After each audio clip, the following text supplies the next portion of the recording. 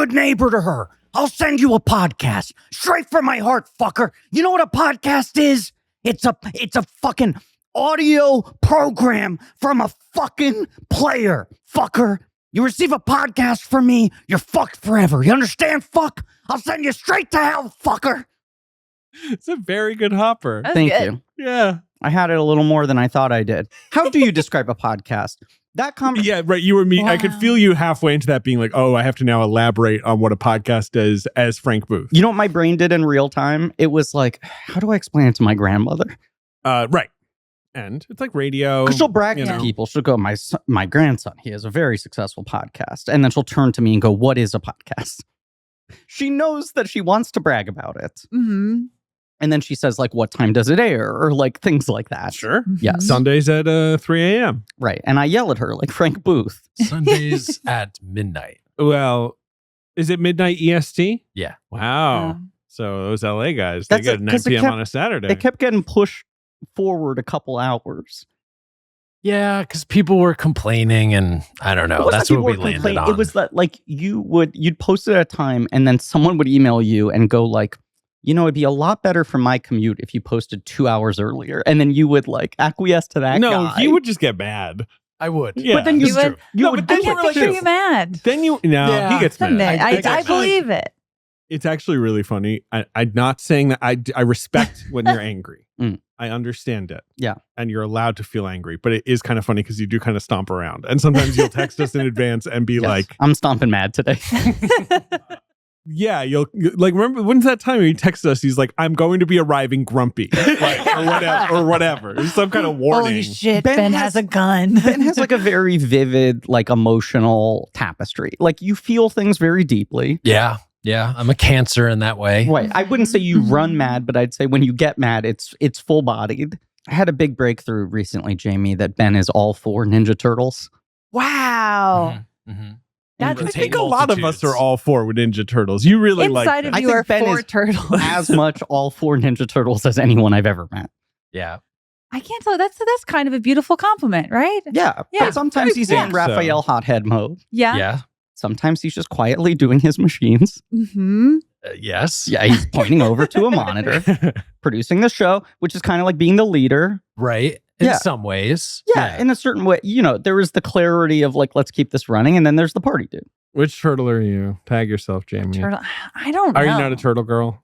I honestly didn't grow up with turtle culture, but I don't know. I feel like you're not allowed to prescribe a turtle to yourself any more than you could prescribe any of the whenever there's 4 people and you have to be one of them. Well, sure. Let's put it this Yeah. way. Inside each of us are 4 Blue Velvet characters, right? There's Yes. inside each of us a Dorothy, a Jeffrey, a Frank, and a Sandy. I was wondering, right, who you're not putting Ben in there. Ben, speaking of. Ben's not a character. Dean in- Stockwell's character is called Ben. Yeah. Yeah. I mean, I guess nobody really addresses him. Is he the exact center point? Yeah, I guess, or he's just, outside of the matrix. Sure. Yeah. I like to think of myself as what how does Frank refer to him? He's so chic. Yeah. Suave. So Suave. you're so fucking and suave. I do think of myself as being a bit suave at times. And I could, of course, at any time just You could just start dab myself with powder. Mm-hmm. do Sing into a hi- light bulb. do a little eyeliner. Yeah. Dorothy. I'm Are you, though? No, I don't know what you are. This is maybe the worst personality grid anyone's ever thought of. Thank you. I want to be the little dog at the beginning. Yeah, I'm the bird going. I think we've identified what's I funny just about did the this bird. grid is everyone's going to choose something outside of the 4. I mean, I guess no one I'm a wants to a have that ear. person inside of them. I think I'm a Sandy. I'm a gossip, but I try to look on the bright side of things. Mhm. So I think I'm probably a Sandy. Are you the lady that dances on the roof? Possibly. Are you the yellow man? Possibly. Just sort of standing there at the end. Yeah. It's crazy when he's just standing there and he's dead. Yeah. What Mhm. happened to his brain, you think? I think he got shot with a gun. Oh, yeah, Is yeah, my yeah. guess. Mhm, mhm. I don't know. Come on, Jamie. What are you? And then introduce our Come on, podcast. Jamie, Come on, what Jamie. are Are you? What you turtle or blue velvet? Well, you can pick, or you can give me a Sex Yeah. in the City character. Yeah, I don't know, okay, girl. okay, I don't okay. know. I'm going to say Michelangelo I think that's right. and oh God, I don't want to be Jeffrey, It's okay to be but Jeffrey. I just like, Dorothy and Sandy, like I'm not far enough in either direction. Jeffrey has a little bit of your like podcast journalism tendencies.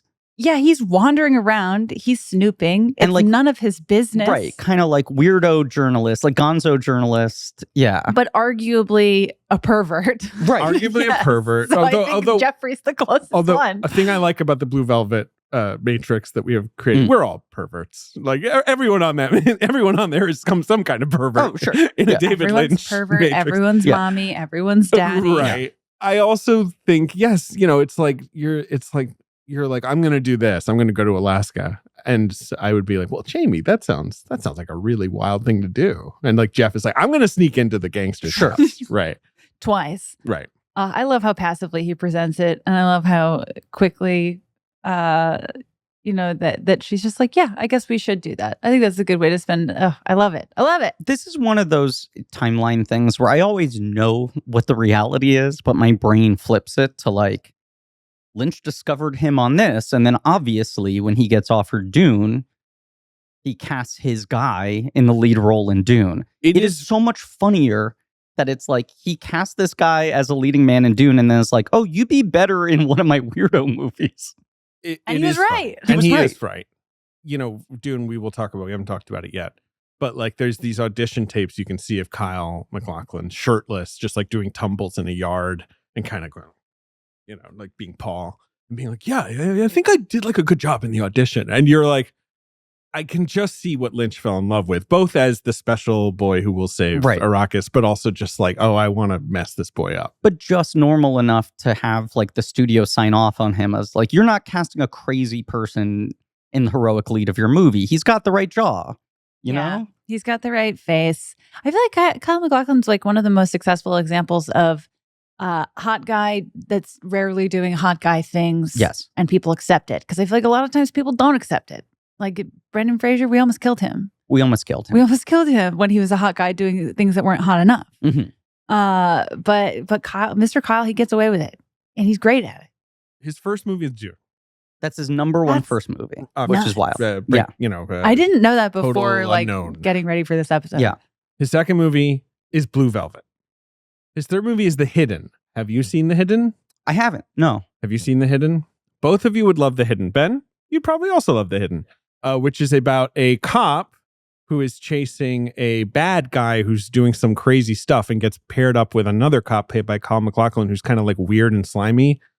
And it turns out Kyle MacLachlan is an alien, as is the guy they're chasing. But Kyle MacLachlan's like a good alien. Oh, I knew people love this movie. I did not know that was the premise of the movie. It rocks. Wait, when you say he's weird and slimy, you meant like physically? I meant more physically. Like he's not like personality. There's just something like odd and shiny about him. Okay. And you're like, what's the deal with this guy? And you're like, oh, he's an alien. And he knows that this guy's also an alien. Which is kind of Kyle MacLachlan's vibe. That's what he's so, that's why it's so good. And then so you see those three and you're like, man, Hollywood was doing right by Kyle MacLachlan, and then like I feel like Hollywood didn't know what to do with Kyle MacLachlan. His other mode is like buffoonish asshole. Sure, is like Showgirls or I was gonna say the City. You look at his '90s like Hollywood. What do we do with this guy? And on two Cliff extreme Vandercave. poles, yes, it's Flintstones and Showgirls. It's like here's the grown-up version and the kids movie version of what we slot him into. I also forgot that he was in the Flintstones, but I do like that he sort of pivots to like belligerent guy with erectile dysfunction. That's like his entire like 90s into the 2000s vibe. I was thinking like it must have been so exciting. Like it must be such an exciting moment for a director when they find their self-insert guy who is slightly hotter than him and 15 years younger, and you're like, this is my guy. This guy gets to be me for 15 years, but hotter. That has to be such an amazing day. I think that's why I flip it in my mind, because it's like, it's harder to believe that he could successfully cast Paul Atreides to the studio's wishes with his self-insert guy when that character does not in and of itself feel Lynchian versus this being a movie where it's like, and now I need to find me. It's wild that he found a guy who fit both. What's the podcast? The podcast is called Blank Check with Griffin and David. I'm Griffin. I'm David. The smile that washed across his face. Curtains like Blue Velvet, kind of. Well, our curtains are red. Yeah, but kind of like you could imagine putting some fonts over it. Sure, you could. Play an old song. I think it would say Red Velvet instead, but yeah.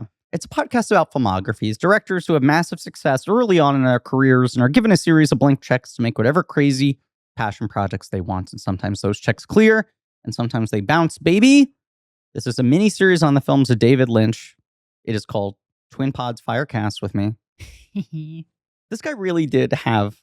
It's a perfectly structured blank check career in terms of what we do here. That's true. Right? You go like, first movie is like total outsider object. But gets him tons of Builds attention. a huge cult. Sure. Mhm. Cult Then movie. it's like, now we're going to try to fit you into like prestige studio, slightly more traditional filmmaking. success. Knocks that out of the fucking park. They're like, great, you get to do a blockbuster now. Destroys him. And then the fourth movie, Rebirth, is the like beginning of the rest of his career, right? This is when it's like settled in, where he's like, Dune has taught me everything I never want to do ever again. I'm going to do things by my own terms. I'm going to find the middle ground between the three modes I was in for the first three movies. And here's the model of what a David Lynch movie is. What I found comforting, like rewatching this, like in the context of this point in his career, was that even though, like, I mean, Dune was like a catastrophe, like for him personally, I feel like you can sort of see things he learned doing Dune Absolutely. in this movie. So it's, I don't know, I feel like stuff like that is so often like, and it was all for fucking nothing, and it was humiliating, and it felt horrible. But it's like you can see that, you know, it was not for nothing, even though it did seem like a humiliating, terrible experience. He treats it as such, but it is, yes, it informs his career in ways he may or may not Down to acknowledge. Right. Finding MacLachlan and shit Who? like that. Mhm. And his relationship with Dino De Laurentiis. This movie doesn't happen without him. Like, He doesn't end up with Isabella Rossellini Yeah. if this movie doesn't happen. Everyone in this movie's fucking each other behind the scenes. It's great. Oh, man. but also the blank check thing of like, oh, Dune, he has a tremendous amount of money, but he doesn't have a lot of freedom, right? He's getting like boxed in and overwhelmed by everything. This is a movie where it's like, if you can get this done for $4 million, everyone will back the fuck off. We'll talk about it. Yeah, that is the joy that is harder and harder to find these days, right? Even at that level. Yeah. And having made a film at such a big budget, he perhaps had a better understanding of how to make this smaller now. Now, I would fuck Stockwell if I had to pick. No one asked you. And I think I just need It's to an say interesting that. answer to a question. I'm was so not obsessed To with an this unasked movie. question. A deeply unasked question. What I really want It'd to be tell interesting you. to edit in one of us asking the question. Now, David, I need to know. Yeah. Who The whole time I would was you watching fuck this, in the cast? I kept going, would he fuck Dean Stockwell or not? I know you love Dean Stockwell and he's incredible in this movie. Cliff Vandercave, who Kyle MacLachlan plays in The Flintstones. Of I course. just want to say his name again. I think it's so funny. Say his name. I just say And his Cliff Vander. Say his name. It's like some poster of him. I just love the Flintstones writing process of like, all right, so he's like a rich guy. So like Vanderbilt. Yeah. So what do we do there? Vander Cave. Job Yes. done. Mhm. Yeah. and then Can we get what's Chick-fil-A? his evil secretary's name? Remind me, Sharon Stone, right? Yeah. Yeah. Halle that's Berry plays is- the role of Yes. Sharon Stone. Yes. Yeah. Which was written for, Sharon Stone. yes. And she dropped out and they were like, we're still going to call her Sharon Stone. We can't top that. I mean, Stone's in the name. Jesus Christ. Could you imagine how weird that would have been if Sharon Stone were in the movie The Flintstones, I think- playing a character with her own name? I think everything about that movie is weird. But We the never one- stop talking about how weird that movie is. maybe we should do it on. Yeah. have pitched it before. Is it just that and Viva Rock Vegas? Well, the question is, is there like a live act? Would you do both? Feature cartoon? there's a We man would do called both. Flintstone, which is the fucking espionage Bond thriller, the James parody. Bond parody, which was a theatrical release. Or do you do a live action Hanna-Barbera thing Okay. where it's those two, the two Scooby-Doos Oh God. and Yogi? Ugh, that sounds tough. I'm pro Scooby. I'm pro James Gunn Scooby Doo. James Gunn Scooby-Doo rule. That's James the Gunn first Scooby Doo one. really special. He wrote both. Oh, he wrote both? Yeah. Okay. I have never Yeah. seen them. Second one I would say is not as good. Monsters Unleashed, of course, one of my favorite subtitles. Mhm. Yeah, it's I approve of it as a subtitle. Inferior product. The first one rips. Yeah, I agreed. watched it last year and I was blown away. It's a top to does bottom have- ripper. Yeah, and my favorite. SMG and Linda, my two Yeah. biggest crushes as a kid. Yeah. And they're perfectly cast. It's so good. And James Gunn, when we were covering that last year, James Gunn was really, and to this day, was like so like singing the praises of Shrek as Scooby Doo was coming out. He's like, I wouldn't have been able to make this the way I made Like this. the tone. Without that, yes. He's Sure. like, Interesting. I think the direct quote, if I'm remembering it correctly, was Shrek changed everything. I was like, holy shit, what a wild thing to say the year after 9/11. Like, that is so wild. Well, Shrek was the number one biggest thing that happened in the year 2001 in terms of impacting culture. And then you could say 9/11. It changed everything. It changed everything. Steven Spielberg wanted to cast Dabney Coleman as Cliff Vandercave. Okay. An entirely different idea. But I guess just sort of like, just do 9 to 5, right? Like, hey, Dabney, can you come in? And Dabney Coleman turned it down. Yeah, wild. And so Kyle got to swoop in there. Good. And Just the a world little- is richer for it. Little news I wanted to No tell you. disrespect to Dabney, but yeah, that's the obvious choice. Today we're talking about Kyle MacLachlan's second most iconic film, Behind the Flintstones? Blue Velvet. Our guest today returning to the show. She's back. One of the best. Wait, how many times have you been on, Jamie? Is this 4 or 5? Gosh, I think this is 4. I don't know. I think no, it could be 5. The pandemic scrambles everything. No, this is 4. This is 4. Dark This is Shadows. 4. Yeah. Drag Me to Hell. Yeah. Mhm. 7 Chances / Go West. Mhm. And Yeah. now Blue Velvet. It's a good who's our, four. who's our guest? Jamie Loftus, the great Jamie Loftus. What's up, Jamie? Hi guys. Of many so good things. to be back. Of the book Raw Dog, Mm-hmm. of the Bechdel cast. Mm-hmm. But I've been listening to your new show, which is so fucking good. Oh, thank you. 16th Minute of Fame. Yeah, I've been having so much fun It's making it. so good. Ah. Did I get the title right? Yes. Yeah. Right? Yes. Yes. I've been looking Yeah. to rip it off. I'm gonna give it a shot. Please, You've been God. looking to rip it off. Come up People with your keep- own People idea, keep David. ripping her off. Yeah, I got Oh, ripped really? off by a large news Yeah. podcast last week. It was Jesus. Yeah. that is kind of fun. But so I'm just that inspired me to rip I Jamie think off. you should do it. And I think I'm It's- gonna do it. I think what we've learned is it's easy to do, and Right. I won't push back. No, you're right. There's not much you can do about it. So I think I'm just gonna go ahead, dive in and do it. I'm gonna You should announce do it it. too. I'm gonna telegraph my intention. Talk to the same 2 guys. Just Go pitch it to for Cracked. Mhm. Not to. We kick those guys so hard when they are down. They're down. It's like kicking a skeleton. It's just still funny to do. I know.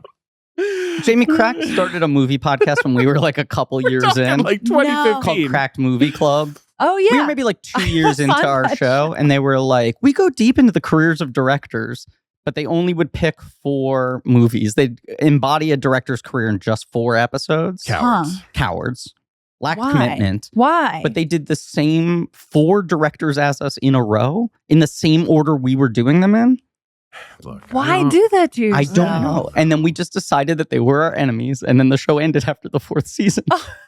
And It was we- gone within 5 months, and once or twice a year, I just come back around and kick it one more time. You'll Go evoke kick the like corpse. Cracked has been sold to like Hungarian AI farms at this point, or like I don't know what we're I still, like- just keep kicking these skeleton bones. I appreciate that. I do the same thing. I'm like, anytime someone's like, you should be like, it's a flattering thing. You're like, well, it doesn't fucking feel that way. Right. It feels bad. But I say this not to blow smoke up your ass, but I think that your podcast has a great hook. It is a great premise. It is these people who had this sort of viral, outsized internet sort of fame and then disappear from the culture. And it's like, what happens in the 16th minute after they recede from the public eye?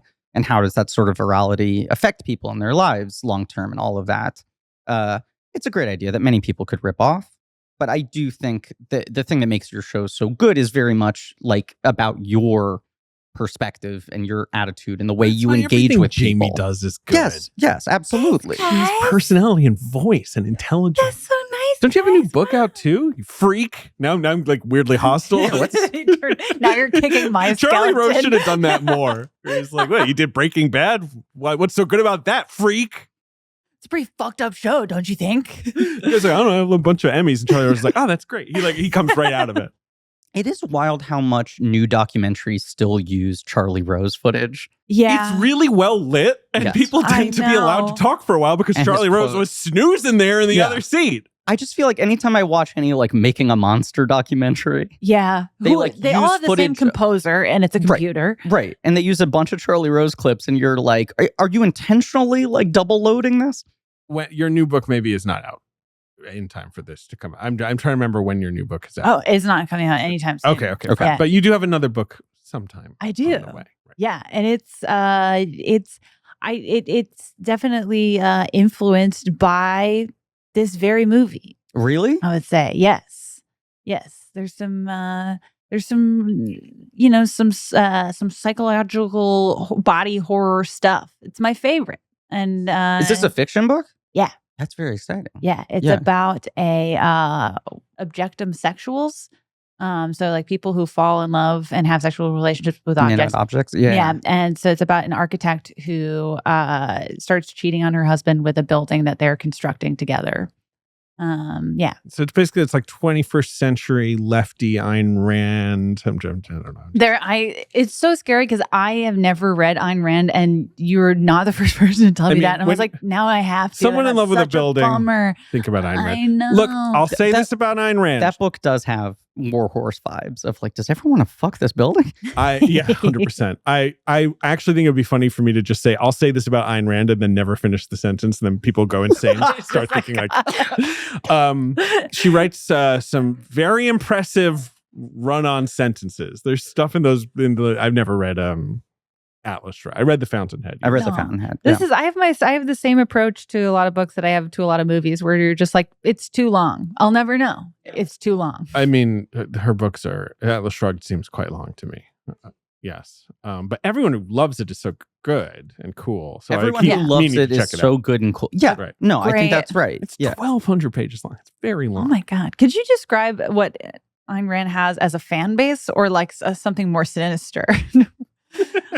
Right. They actually aren't allowed to be called fans because they're behaving too creepily. They're like, no, you guys aren't fans. Although I guess all fan bases are creepy these days. Einstans. That's what they should call themselves. That's what they should call themselves. Like Paul Ryan should get up in front of Congress and be like, I'm an Einstan. But we are here to discuss David Lynch's film Blue Velvet. This is a completely stupid question, but is this still the definitive Lynch film? It was obviously forever.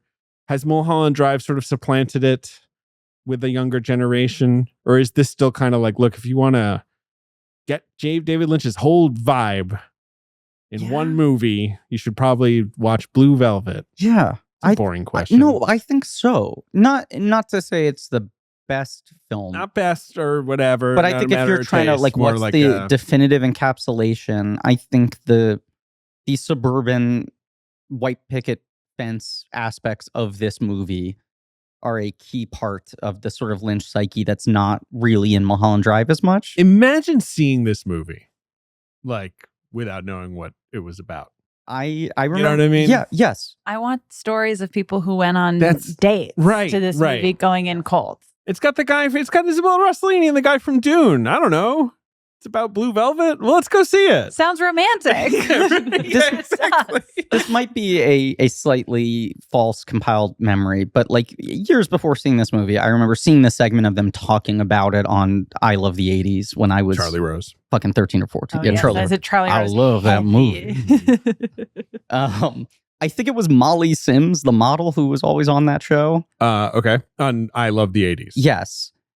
She was the one who was on Las Vegas. Yes. The show Las Vegas. But it was someone like her who said something to the effect of like, Blue Velvet was one of those movies where it came out and there was this collective feeling of like, we've all been waiting for someone to say this. Wait, Molly Sims said this? This is why it's such a specific memory in my mind. And I was like, what does that mean? I also feel like that's like a version. Everyone who says anything on those shows says a version of that. Yes. Regardless, like they could be talking about Easy Squirt Ketchup. And they're like, when that happened, things kind of just changed overnight. And it was one of those, like, not framed as a joke, but was just like, it felt like, here's this thing that's been in the culture that has been unspoken. And Lynch is the first guy to like put it up there. Okay, well, I said this is not to do with Molly Sims, but I said this to Ben off mic, and I want to say no it to relation. You now. Okay. It's watching Batman and Robin with a friend. Must be nice. Exactly. Humble, right. Then, up pops, of course, it's very funny to watch it right after Batman Forever, which I always forget. Literally the last scene is Bruce and Chase Meridian being like, and now we've solved all the barriers between us and we're going to be together. Batman and Robin begins. Elle Macpherson's here, right? No acknowledgement of Chase Meridian. Someone should say like, yeah, she went off and fucked Superman. They at least do that with Vicky Vale in Return. Right. Yeah. She's not there. Elle Macpherson is here. And I'm like, this is Elle Macpherson. My friend's like, who's that? And I'm like, she was a supermodel. They called her The Body. My friend was like, kind of a fucking nickname is that for a super? They've all got bodies. That's not even a nice nickname for a name. Yeah. It's not even a nice, gross nickname. I couldn't explain. I was like, I don't. I just know they called her that. It was like her wrestler name, Elle the Body McPherson. That is what they called her. Yeah. I know. I'm not. I know. So weird. The only thing worse is being called a body. Like that's that would be funny. Elle a Body McPherson. Yeah. yeah, they just called her the bot. And she was like, why? And I'm like, well, she's very statuesque. And she's like, she's supermodel. Like, that's not news. Sure. They're all statuesque. Anyway. I just Anyway, think maybe McPherson also thinks Blue Velvet is when someone was saying what we were all thinking. kind of, but I just like That there's ants crawling over the human That's a ears. crazy way to describe it is a this crazy way to describe it. And to not have seen the movie and hear that, like, it's always still the line I think about in relation to this movie. And when I finally saw it years later, it was in my head of like, what was it that she felt he was expressing? Look, we have enough fans, not bragging, I'm just saying boy. that maybe someone's going to trawl for this clip and I hope find so. whatever was Molly Sims's unconstructed thought on Blue Velvet. But I think you look at the response to this film at the time, right? And it's like Eraserhead, cult phenomenon. Then Elephant Man is just like beloved, a critically, Oscar-feted film. Then Dune is seen as just kind of like roundly a flop in all corners at the time of its release. This movie comes out, and I think some percentage of people were young Molly Sims sitting in the theater going like, finally, I've been waiting for someone to do it. And then the other half of the culture is like, fuck you. Which I think Sure. is what makes it kind of his definitive movie in a certain way, where it feels like this was the first one to really touch a nerve where people were fighting over like, How dare he? excuse do me, this? getting over a It- cold. Yes. Jamie, what's your relationship to Blue Velvet? I was The material. No, just the movie. I have a nasty story about Red Velvet, but I'll save that. Blue Velvet, the film. I was a latecomer to it. I'm a latecomer to David Lynch in general. I did not start. I mean, I had like seen clips. I've certainly lied about having seen movies of his. I feel like he's a great person to lie about. Absolutely. Having It's seen a rite of passage. Yeah. If you're cornered at a party, yeah, I've seen Blue Velvet. Sure. I actually watched it in high school. I didn't. I did not watch it. Even now, until- having seen it, you lie retroactively about when you saw it. My worst nightmare is someone digging up movies I said I've seen in other contexts Yeah. over a course of years and quizzing me. Like that is my version of hell. It is. Is- It isn't. yeah. Right. But yeah, maybe that is what hell will be for me. No, I saw this. I saw this a couple years ago. I saw it during lockdown. I was like, "Wait, if not now, when?" And I don't know. I went into it like I wish I was like, oh, well, but you're so familiar with what a David Lynch movie is. I'd seen enough of his work that it was weird that I hadn't seen Blue Velvet. And so much of what happens in this movie is like my brain is like, no. And then at the end, I was like, I really liked that. And I watched it twice in a row in one night, which is maybe just speaking to my mental health at the time. But I watched it twice in a row, and then I went on a long walk. And then I didn't watch it for a year. I think this was like my fourth time watching it. And every time I watch it, it's, I don't know. I personally like Blue Velvet better than Mulholland Drive. I can't even really articulate why, but I every time I watch this movie, I feel a different way, or I like connect to a different part of it. This watch, and it's just so reflective of like where you are at personally. But this time I was like, is Jeffrey like just looking for something to do while he's worried about his dad? Like, what is he up to? Like there's so many different ways to watch it. And there was like, I was watching a ContraPoints video recently, just about how lovely it is to watch a movie that is like not desperate to explain itself to you. And she was referencing like the end of Psycho and how she viewed it as almost like an insecure thing at the end of the movie to be like, so in case you had any questions about what was going on the whole movie, it was this. Here's literally his diagnosis. Yes. Yeah. And that like, this is a great example of a movie that you're like, who fucking knows? It's not even the point. I really appreciate this movie. I like it a lot. I was reading a lot of the recent press that Glenn Powell has been doing on his campaign run for infinite president of Hollywood. His sort of lifelong run that he's now beginning. And he's now just like getting on TikTok and being like telling like stories that you tell at sleepovers. Yes. He's just like, crazy thing happened to my sister. He's like telling these random. He's doing storytime videos It like he's a feels high that way. schooler. And and they he's blame the poop on the 14. couch on the dog. Right, it's So like then the throwing dad shit comes like out. that. And you're kind of like drinking it in because you're like, yeah, Glenn, that sounds great. I think Glenn Powell does nothing for me, but it's only because it's like I feel like I look at him and I'm looking through him, you know, like he's just like the Interesting. kind of handsome that you're like, he's just like so sharp and you're just like, huh, all right. I you do know? think I like him a tremendous amount. He is the kind of guy, it's almost a Kyle MacLachlan thing where you're like, are you too perfectly handsome where you become uninteresting? That's why I like Hitman, though, Yes. because it's about how Well, he's exactly. That's why I think it's like a brilliant movie star like vehicle for like, Have you seen Wait, Hitman? No, are you on okay. board for Hitman? Oh yeah, Oh, Hitman's I'm excited. good. Hitman's good. and like if MacLachlan hadn't found Lynch so early in his career, who knows what it would have looked like? Where you're Totally. like, I just see through this guy, Mhm. right? Even if there was an inherent weirdness of him, you need someone to contextualize or whatever. Mhm. But Glenn Powell in an interview was talking about how he's tried to strategize his career. And he said he feels like the mistake a lot of young actors make is they're just like, well, I'm going to go off and do the big fucking franchise movies. And then my serious movies are like me showing how hard I can act and trying to get an Oscar and whatever.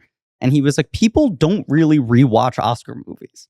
Yeah. The kinds of movies that often win people an Oscar are like brutal one-time watches. The worst biopic you've ever seen in your Right. life. And yeah. that's when it works out well. Yeah. That's the best version of it. If you fail to make the good version of it, then you've made a shitty version of the kind of movie that people only like to watch once. Yeah. And he's like, part of movie stardom is making movies that people want to watch over and over and over again. It's what makes people feel kind of like totemic in their mind. Mhm. Costner, who we've just talked about so much, is a perfect example of that. It's a thing that makes him kind of an infinite movie star, as he has 10 movies that will be rewatched forever. But Lynch has this weird version of that thing where like his films are wildly rewatchable for how uncomfortable they are. Because there will be scenes where you're just like, I can't fucking explain why this has some weird hold on me. This movie is profoundly upsetting. It has like, truly intense content in it, not to sound like the movie phone man or whatever. And yet you're kind of like, I love everyone in this movie. They're so random the and thing. cool. That's That's my point. Like They look awesome. They have it's cool what fits. differentiates him Right. from so many other filmmakers like him. Yeah. That most people you'd be like, that film's great. I'm obviously never going to watch that ever again. Right. Versus Blue Velvet, you're like, I can sit there and be uncomfortable while watching it and Yeah. immediately want to watch it again. That's what I like. It's like by all, and I think like this is one of the few movies that I can really say this about. Like, by all accounts, I should hate this movie, and I love it. And like, I don't know. There's a million, David Lynch imitators that you're like, nope, this is the movie I hate. Like, this is the movie where you're just like, there's no rhyme or reason as to like why you're showing. Yeah, you're this, smearing our but- face in this, and it's Yeah. not right, like for any reason except to upset us Right. or right. But there's get a like, rise out of us. but there's like just enough dream logic that you can like follow it and I don't know, trust him. And then just like reading about the production of it, it's like he's, riding around the set on a pink bicycle, like, and he fell in love with everyone in this movie fell in love. You're like, well, I can't argue with that, Yeah, I mean, it's one of the things that's so interesting about this film is like the people who hated it at the time were like, this thing is like ugly and horrible, and I cannot see how this wasn't damaging for the people who made it. Mm-hmm. There was this hand-wringing in the press of like, how dare you do this to your actors? Right. What I just saw has such a like ugly power to it that there's no way you could have gotten that effect without actual human cost. Right. And then you talk to everyone who made the movie and they're like, absolutely not. Incredibly like warm, safe, supportive environment. Yeah. We all knew what we were doing. Mm-hmm. And we like trusted the director because he was kind. I don't know. And all of the questions that I had about like, well, where did this come from? Where did this come from? I mean, he's so candid that you get the little threads of like the story when he's a little boy and there was a Right. naked woman, in his lawn. You're like, oh, okay. This like searing, upsetting image that he never forgot. Right. Yeah. He's a little Right. boy and he and his brother see a naked woman walking down the street Right. in their neighborhood. Clearly, not just like taking a stroll, like a woman who's like In some yes, traumatic some- state. Right. yeah. Right. And then she like disappears. And it is a thing that haunted him his entire life. And for how much he constantly says, like, there is no irony in my depiction of the suburbs and the white picket fences and the sort of like Americana and all of that. This is a genuine warmth for me. My childhood was warm. All of this was warm. He cites that as being the one moment in his mind Right, remembers. as a child where he's just like, there is evil like so close to the surface. It is just barely underneath the veneer of civility that we live in, where there's like profound darkness that might be happening that is inexplicable. He obviously does not then go hide in a closet and try to solve this mystery Maybe he himself. did. You don't know. But I think that's a key detail that this movie doesn't come out of him being like, what's the most fucked up shit I can put on screen? Right. It's this guy 20 years later, never having gotten over, do I want to know the answers to how this woman ended up in that situation at that moment?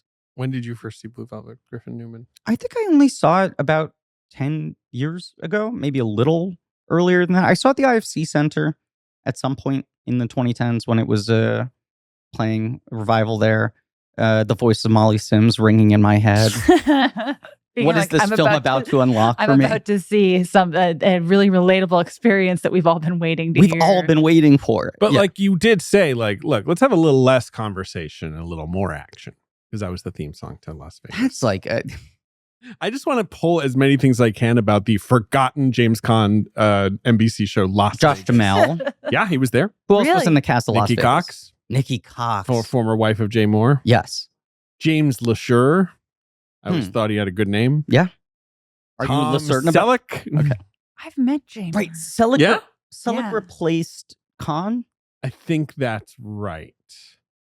Is that true? He was a late. No, he's like the villain in season 5. He buys the Montecito. But they were both on it at the same time? Khan was always in it. Wow. There was some twist where someone got blown off. I think Lara Flynn Boyle, speaking of David Lynch. Oh, sure. Wow. Yes. She gets blown off the roof by wind. And like that's her dead. She's That dead. was like That's her sweet, death. sweet. She was like a big villain, right? Exactly. And she's like, I'm gonna blow up the hotel or whatever that she was gonna do. And then she gets blown off the roof by a gust of wind. Wow. Is it like a fun choice, like the Sex in the City lady falling out the window, or is it like a?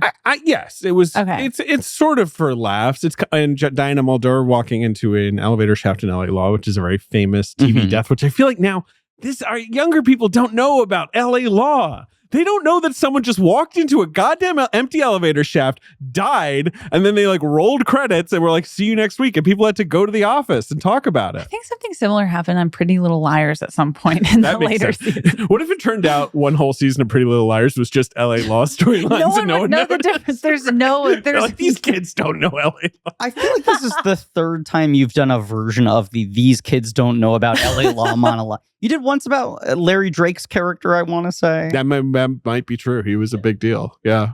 Well, I mean, I was too young for LA Law. But you know, what But you're saying is I did my homework. you did the God You damn research. watched every episode.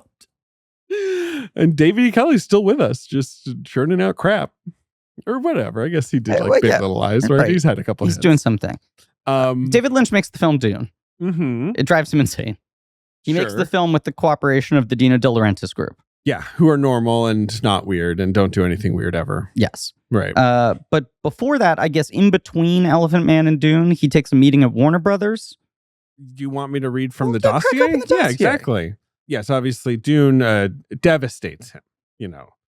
Meditation, he says, has saved him a lot of times, and that's one of them. David Lynch will always, of course, remind you that, you know, in times of trouble, he turns to meditation. But, you know, Dune, it's not just that the movie's bad, but like he didn't have the freedom. He didn't have the final cut. It gets taken away from He him. lost himself in the thing. Yeah. But he does have this project called Blue Velvet that Mhm. he's had since 1973, Griffin. Okay. Fragments of things, he says. I'm a bad radio. Sometimes the parts don't hook together. It took a long time for Blue Velvet to emerge. Because right after Elephant Man, his first instinct was to try to do Ronnie Rocket. Was that the first time? Right. Yeah. He met with producer Richard Roth, and he gives him the script for Ronnie Rocket, which is this, you know, never produced David Lynch concept, right? I mean, it's sort of a buried gem, right? Lynch fans. It's his obsess great over, right? unmade, life's project. Yeah. Is it like how much do we know about Ronnie Rocket? Fair amount. I feel like You the can script is read pretty it. out there. Yeah, Oh, okay. I've never read it. It's basically about I don't know, a detective who wants to go to a dimension and he can like stand on one leg to do that. And there's like a dwarf and it's one of those things where you can feel like he tore stuff out of it and put it in other things. Yeah, that feels like a David Lynch Mad Libs. Yeah, a little bit. A haunted detective meets a dwarf to go to dimension. Hilarious to think, right, of course, Elephant Man. He's like, well, what about Ronnie Rock? And the guy's like, yeah, maybe. Do you have any other ideas? Yeah. And he's like, come on, do you have any other ideas? And Lynch says, well, I always wanted to sneak into a girl's room at night. And he was like, ideas for movies, David. I'm serious. This is not like for what to do on a Sunday night. And then he was like, and I've always thought, like, what if you did that? And then it turned out to be like the clue to a murder mystery.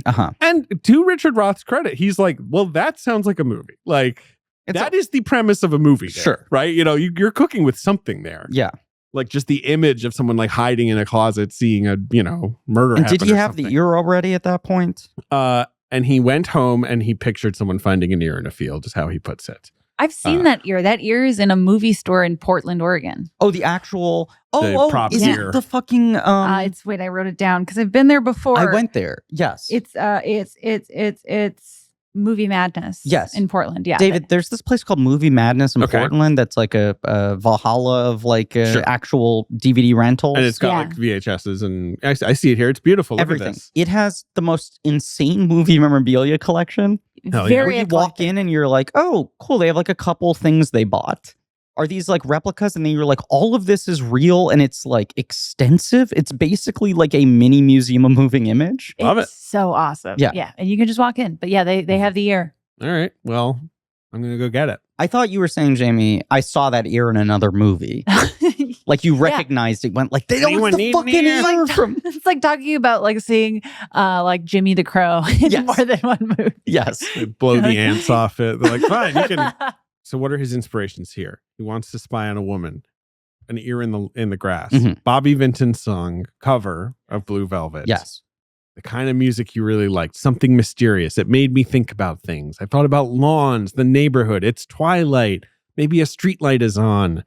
And, in the car, there's a girl with red lips. I mean, this is just what he just goes into some state and pulls out David Lynch stuff. Like David Lynch chopped ingredients. Like, this is what you have to do. This is why I think this is still the quintessential That's what one. I mean, right? It has all the things. It has all I the guess things. Mulholland Drive is just the other side of his coin. If this is the the small town America thing, and Mulholland Drive is like LA is this. I would say that is now seen as his masterpiece, and this is still seen as his like definitive. Yeah, which I totally get. I just feel like by the time Mulholland Drive comes out, you like not that you can ever truly know exactly what to expect, but this is the one where you're like, it was unprecedented. I mean, imagine being Molly Sims sitting there in the theater going, this guy isn't going to speak to the You're thing that making I it sound like she's related to me, but I don't believe that she is. What if we found that out by the end of this episode? Molly Sims, let's see, she was born to Jim and Dottie Sims. Okay. In Murray, Kentucky. Any Jim Sims? No, the Simses are all in Europe. My dad, the Sims are English and Scottish and married stuff. to Scott Stuber. Cool. Who was the head of Netflix. Yeah, until he was fired. Yeah. For winning too much. Let's have you spit in a cup, David. We'll but not for any other reason. Just period. I just want to see how strong your spit is. Yeah. I think not good. But we'll send it out and then we'll see what, ancestry.com has to say. No, I don't want those guys having my DNA. Why? They probably have it anyways. Yeah, they probably have it. Your cousin did it. I've licked enough lampposts in my life. David. What? David Lynch. Blue Velvet's the opposite of Elephant Man, he says. That's about Elephant Man. He's like, it's this terrifying, ugly exterior, right? And there's a beautiful soul and a beautiful person within. Blue Velvet is the opposite, right? The beautiful sheen of the suburbs and then the horror stuff within it. You get me? No, I get what you're saying 100%. When Ebert in particular, who hated this movie, we'll talk about his review is iconic. Yeah. I remember reading it when I saw this film in high school after watching Mulholland Drive. I think I was like, okay, I need to, and I remember going to his review because I was a little Ebert boy. I was like, what did Roger Ebert say? And it's just it's the most upset review. He's just like, I understand why people think this is a masterpiece. I feel horrible. Like I'm too upset by this movie. And he like wrote follow-up pieses. Right, He where he's stayed like, on I the tried to beat. get back into it. No, Yeah. it still freaks me and out. ultimately comes back around to being like, I do think Lynch is like a master filmmaker. I think that movie is still evil. Like he never really changes his mind on right. Blue Velvet specifically. I appreciate, I went through his sort of soul-searching journey to try to like Blue Velvet.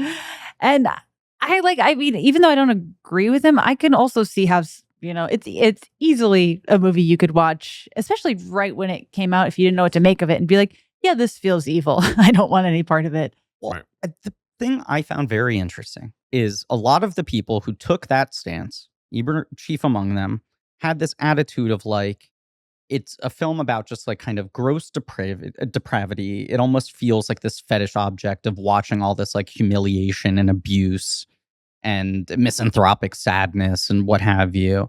And then on top of it is this very like glib, kitschy layer Right.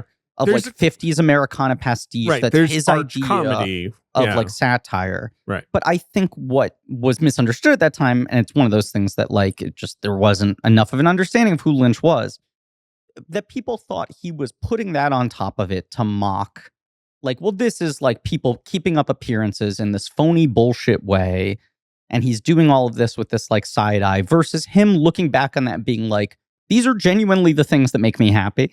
This is what I associate with my childhood, which I think of as being very nice. None of this is done like cynically or sarcastically. I understand where Ebert's coming from. Is if you don't know who he like David Lynch fully is at this time, which no one really quite did, he is the exception to the rule there. Yes. Where there's so many like directors with his level of creative vision and power that would take the opportunity to humiliate their actors and to subjugate them. And like I don't know. I mean, especially with regards to like how Isabella like Rossellini is like brutalized in this movie. On my first viewing, I was like, what the fuck? Like, what do you make of this? And so like I went straight to like watching it again to be like, okay, was that what I thought I saw, and like what I actually saw? Parse that out. And then it was just like I just wanted to hear her talk about the experience of making the movie, and like listening to her talk about making the movie and listening to David Lynch talk about the creative choices he was making makes it an easier movie. It's never an easy movie to watch, but it makes it an easier movie to interact with. But like that wouldn't have been possible when it came out. No, and I think the elephant, you're seeing this thing pretty unvarnished. The Elephant Man thing you said, right? Mm-hmm. Which is the key to it for him, of like, that's a movie about a guy who on the surface people think is very frightening looking, and inside you're arguing for the humanity of this person. That if you think the Americana stuff on top of the movie is all done tongue in cheek, then you're like, what the fuck is this? There is no sincerity to this thing. Versus what he's saying is like, I genuinely think these things are beautiful. Like David Lynch is like, nothing is more beautiful and poetic to me than like a malt shop, or like two kids going steady, or like, a lawn. And it does sound like a lie, but then when you know it's him, you're like, he's telling the truth. It is real, which is what's fascinating about him, and why anyone trying to make a movie like this by design, it would be as ugly as what people are accusing him of doing, versus this film being like a very honest reflection of his worldview. So Roth is like, look, take this to Warner. I'll get you in a meeting with Warner Brothers. This is pre-Dune, post Elephant Man. Pitches it to Warner Brothers, and the exec is like, what? Is this like a true story? And Lynch is like, no, I made it up. And the guy's like, all right, I'll do it. Like, cool. The guy's just like, phew. All right, yeah, exactly. Yeah. Lynch says he wrote 2 screenplays that were horrible. That were just the ugly stuff. Basically. Right. And that the guy at Warner's was screaming at him on the phone. And so the film kind of got put away, and then he went to work on Dune. Mm-hmm. And even though it is so weird, he had a horrible time working on that movie, Dino De Laurentiis is there, and I guess he's like, maybe you're the guy for Blue Velvet, yet Italian freak, Dino. Your words. And he's like, the only issue is Warner Brothers, I think, has the rights to it, and Dino is like, don't worry about it. And he doesn't, he called Warner Brothers and got it back very quickly. So it is funny that like Dino kind of makes it up to him in a way, this horrible experience he has. This film for $4 million is far and away like the cheapest film he makes that year. he's generally working on a much larger scale, if not always at a Dune scale. Dino's doing Conan movies and shit like that. So, right. He says, can I have the final cut? And Dino says, no problem. Just cut your salary in half, cut the budget in half. Right. He's like, you have to make it for under 10. And Dino assigns him the producer, Fred Caruso, who he said was this like very disciplined, old school kind of Hollywood guy. And he looked at it and he's like, you could make this for 4. Yeah. Lynch said to Caruso, the budget's $10 million. And he read the script a few times. And he says, I don't know what this movie's about. I'm happy to work on it. I can get the movie down to $4 million easy, basically. And Lynch loves this man. Bless his heart. Because he knows that Caruso turning back and saying, I can make it for less than half of what you're offering, it gives Lynch, by proxy, complete freedom. At this point, De Laurentiis is like, well, at 4, that's a fucking rounding error. Why not? I won't say anything about this movie. I won't even watch it. Right. Who cares? Lynch says Fred Caruso talks in a way that gives you a feeling of assurance and safety. And he would often say to him, I don't know what you're doing, but he was a really good producer. So Lynch gives the script to Kyle MacLachlan on the set of Dune, maybe on Arrakis, maybe when they're on a worm or something. He's like, you want to read this, my boy? They're drinking. I see you as the pervert. Jeffrey highlighted the lines for you. What were you saying, Jamie? I'm sorry. I haven't seen any Dune that's ever come out. And is it, did they drink? Okay, 2 questions. Do they drink their own piss? Yes. Okay. But like not out of a cup. Their suit is doing it for on them. Screen? Sorry. Not even in the David Lynch one?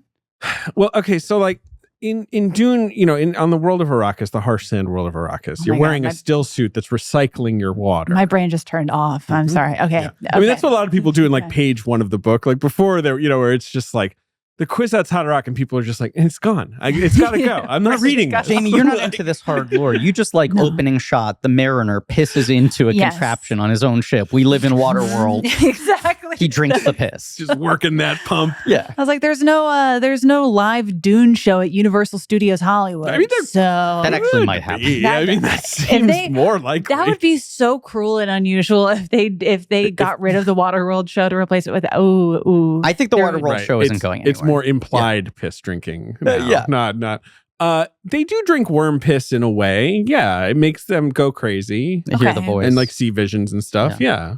So you do see that. But it's, it's not their own piss. It's not, and it's not the good stuff. It's not the good stuff. The spicy stuff. I do. Well, of course, they do ingest the spice. I do like Lynch's quote about Kyle, where he's like, some actors, when you look in their eyes, you can't see them thinking. Kyle can think on screen. Jeffrey is connecting different worlds. He's looking into Sandy's world. He's looking into Dorothy's world. He can even look into Frank's world. And I need someone who can communicate that silently. It's interesting. I think, not that Kyle MacLachlan's bad in Dune, but when they announced that Chalamet was doing the new one, and you, David, were like, that's so fucking spot on. Yeah. And it was at a moment when you were getting a little bit frustrated with Chalamet, and you were like, I cannot deny that is the perfect application of him. I called him a grating and mannered actor, and someone said he's only grating and mannered when he's giving you extra Parmesan at Olive Garden. Maybe you and Chalamet were on the rocks? That is... Wait, who said that? Sam Herbst. Shout out to you, Sam. That Herbst. is very funny. It was so funny. I said that his performance in Beautiful Boy was grating and mannered, and Sam was like, he is only grating and mannered if he is giving you extra cheese at Olive Garden. That is one of the funnier things I've heard in a long time. I was kind of like, also, I think with Timmy Chalamet, I was kind of like, yeah, but like, right, how does this guy translate? And then he picked, he's Paul Atreides, and I was like, that is something about him being sort of unnerving in that special way. boy. Right, the special boy thing. Kyle MacLachlan, I think, is almost a little bit too adult for Dune. Yeah, sure. He's a little less boyish. He's still pretty boyish. We'll talk about it. But then in this movie, you're like, this is such a perfect young man, which is what this movie needs. He is so firmly in the center of like, this guy returns home. There are women who are still in high school who remember him from being king shit in high school. He has not quite transitioned into adulthood. Right. But he does. Right. He's not a kid. Like, this is and this whole movie is the journey of him being like, I've kind of left behind the like comforting bubble of the white picket fence world. Do I want to go back to being like the guy who can pick up the girls at the school? Do I want to venture into a darker world? It is. I know that his character and Laura Dern's character are close in age, but there is something so Jerry Seinfeld coded about pulling up to a high school in a red convertible where you're just like, no, keep driving. In also his Bad Boy 2.0 phase, let's acknowledge Ben, Kyle MacLachlan, in this film, rocking a little earring. You beat me to it. I was going to make fun of Ben. Yeah. Ben has a little earring. So I recently changed to a hoop, having had a stud for about a year. Yeah. Big change. Okay. Yeah. I knew something seemed different. Yeah, Yes, The in fact, Office, yeah, I know the vibe all was the different. balances in here are off. Right? Yeah. It's crazy. We haven't recalibrated yet. Yeah, Ben's been feeling more powerful. Ben's really very have. powerful. Yeah. Sorry, go on, Ben. Well, I was saying before we started recording too that I really was influenced by all of his fits in this movie, and I'm gonna become a sports jacket guy and start wearing ties. Well, he dresses a lot like Lynch in this movie. You're entering your new wave era, is what you're telling me. I also fully believe that Lynch in his prime was doing the chicken dance on date one. Like that's all autobiographical. Easily. But I also like to think about all the weird things that Jeffrey does early on where I'm like, maybe if he just didn't do the chicken dance, none of this would have happened. Sure. Like, what are little things? I feel like he conjured this situation for himself. But it is like, I don't know. Jeffrey is, I felt a little vindicated. I'd never looked into like the cut scenes or anything that was like removed from this movie. But like Kyle MacLachlan is really, I don't know. I think the most iconic Kyle MacLachlan role for me, formatively, outside of the Flintstones, Sisterhood of the Traveling Pants too. is a close third. Okay. Blue Velvet is my number 2. Okay, well, come on, just it's Sex and the City. Trey McDougal. Yeah. Will you measure my John Thomas? I'll just always remember him saying that. He calls it John. Wow, my John Thomas. Alrighty. It's just like, and the things that he's good at feel so consistent regardless of like the genre he's in, where he's great at like being oblivious, but he's also great at like, he's uniquely good at being like guilty and shameful in like a very like baby way, like a baby who's been hit. Yes, he's so good at being shameful. That is very true. Yeah. Obviously, he's played so many kinds of deviance over the years, which is great. I support deviancy.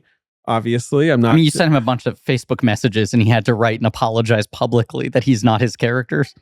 Did you see that the Rictus Erectus had to fucking be like, for the record, I don't actually live in the wasteland and capture children. After some startling messages I've received from strangers, because we live in hell.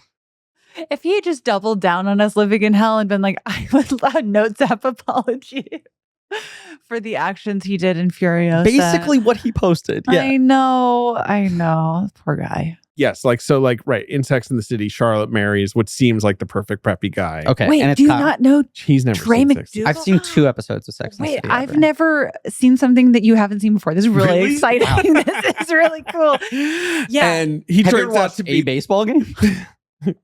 No, of course not. Right. You guys have a lot of overlap, to be clear. Right? Okay. And she marries, like, she's always wanted this, like, kind of picture perfect husband. She thinks she's found it in this, like, preppy guy who wears a, boating hat and is rich. His mom's name is Bunny. Right. And she's then always it turns walking in out on them he's having like sex. an impotent mom obsessed freak who, like, cannot get it up in bed because he's got so much going on, but has no idea he has so much stuff going on. And like that's and he's so good at, you're right, like both head empty and head busy, like with freak shit.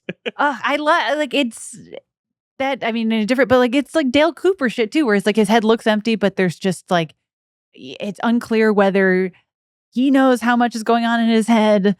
I don't know. I've never seen that specific kind of like eye glaze that Kyle MacLachlan can conjure. Well, he looks so much like a mannequin without being vacant. This is why The Hidden used him that way. It's why like Fallout this year uses him. He's always instant path to that, where you're like, I can't tell if this guy is devious or is just like a mannequin come to life. And his like Portlandia character is also doing that. Very like, funny. Portlandia. Yeah. I think the funniest thing on Portlandia was Steve Buscemi being celery. Anyway, Kyle MacLachlan is given the script, likes the script a lot, he's like, I think I understand this. He takes it to his parents, which is adorable. Yeah. Something you do, I guess, when you've only been in one movie. His parents are very upset by the script. His mother apparently couldn't even talk after reading it. And he was basically like, I think that David's going to handle this well. Like, please don't worry. When we covered Seven on this show and reading about everyone's response to the script at the same time, it's one of those things that just like... Which makes sense. It feels quaint now. I just think we're at a point now where it's hard to imagine any script being sent around Hollywood where people are like, how dare they? In that same sort of way. People will be like, this is offensive. But you read how people received this on paper, similar to the Seven script, and they were like, this seems illegal. It's kind of fun to think about. Where are you going to screen this movie? In prison? I wonder how much of that could be like attributed to like just pre-internet, where it's like now you can be like, here's a built-in audience for any fetish you could conjure. Like there are millions of people interested and I have the data. Where before, I mean, that's like, I guess part of what the movie's talking about is like, you just don't know what people are into. Now it's like, it's far too easy to figure out what people It's like what Molly Sims said, that there's something in the culture that hasn't been spoken to. No, I think you're right. I think there's this knowledge now that at any point you could Google anything and probably see it. And most of us are choosing at most times to not Google most things. But there's not that feeling of like, how dare you put that out into the world? Because you're like, I think it's all out there. I'm just trying to avoid it now. So this is Lynch's first collaboration with Joanna Ray, who is his casting director going forward, famously the ex-wife of Aldo Ray.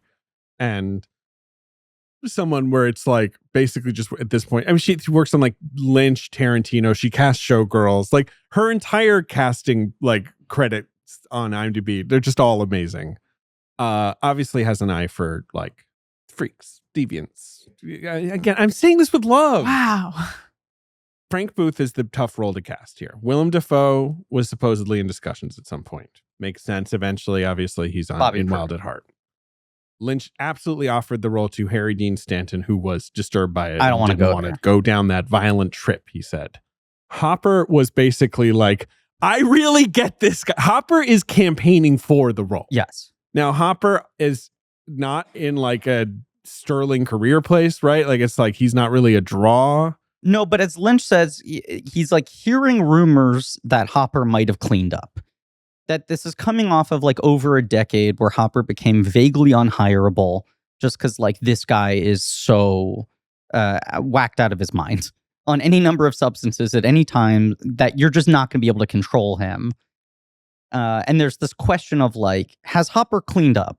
I'm so curious. Is there like footage of David Lynch and Dennis Hopper like working together? What were they like having a conversation together? It almost feels like a Klaus and Werner thing. Like you're just like, what is this dynamic? How could it possibly have worked? But the fascinating thing is like you watch like the documentary about the last movie and you're like, this is a guy who is like unraveling, right? By this point, I feel like there's like never a bad story about Dennis Hopper on-set behavior from 1985 on. No, he went on the wagon. I mean, it's like, and I think he had a really chaotic reputation, and that's why Lynch even has to be convinced, even though apparently Dennis is saying to him, like, you have to let me play Frank. I am Frank. Right. I mean, like behavior aside, just someone who's yelling at your, who can't not yell.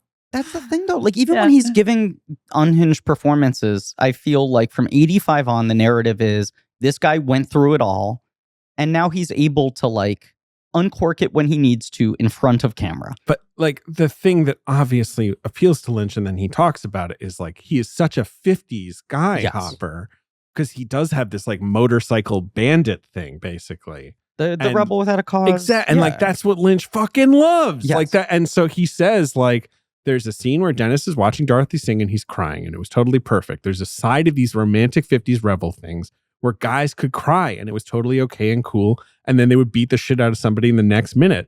Macho guys don't cry now, and it's false.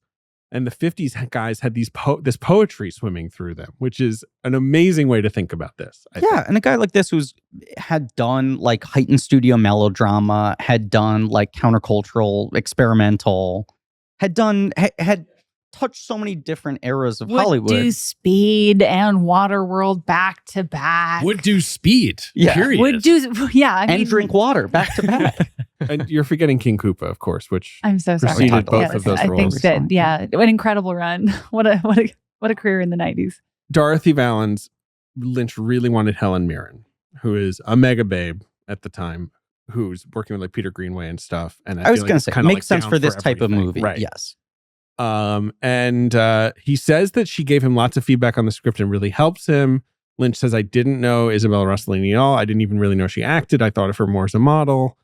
And The then son was entirely Helen Mirren's idea. That when he Yes. was talking to her about the project, she was like, her behavior doesn't really make She's like, sense unless "Something's she's wrong doing here." it for a child. Right. There has to be a sense of something greater she's protecting that she's making these calculations in the name of.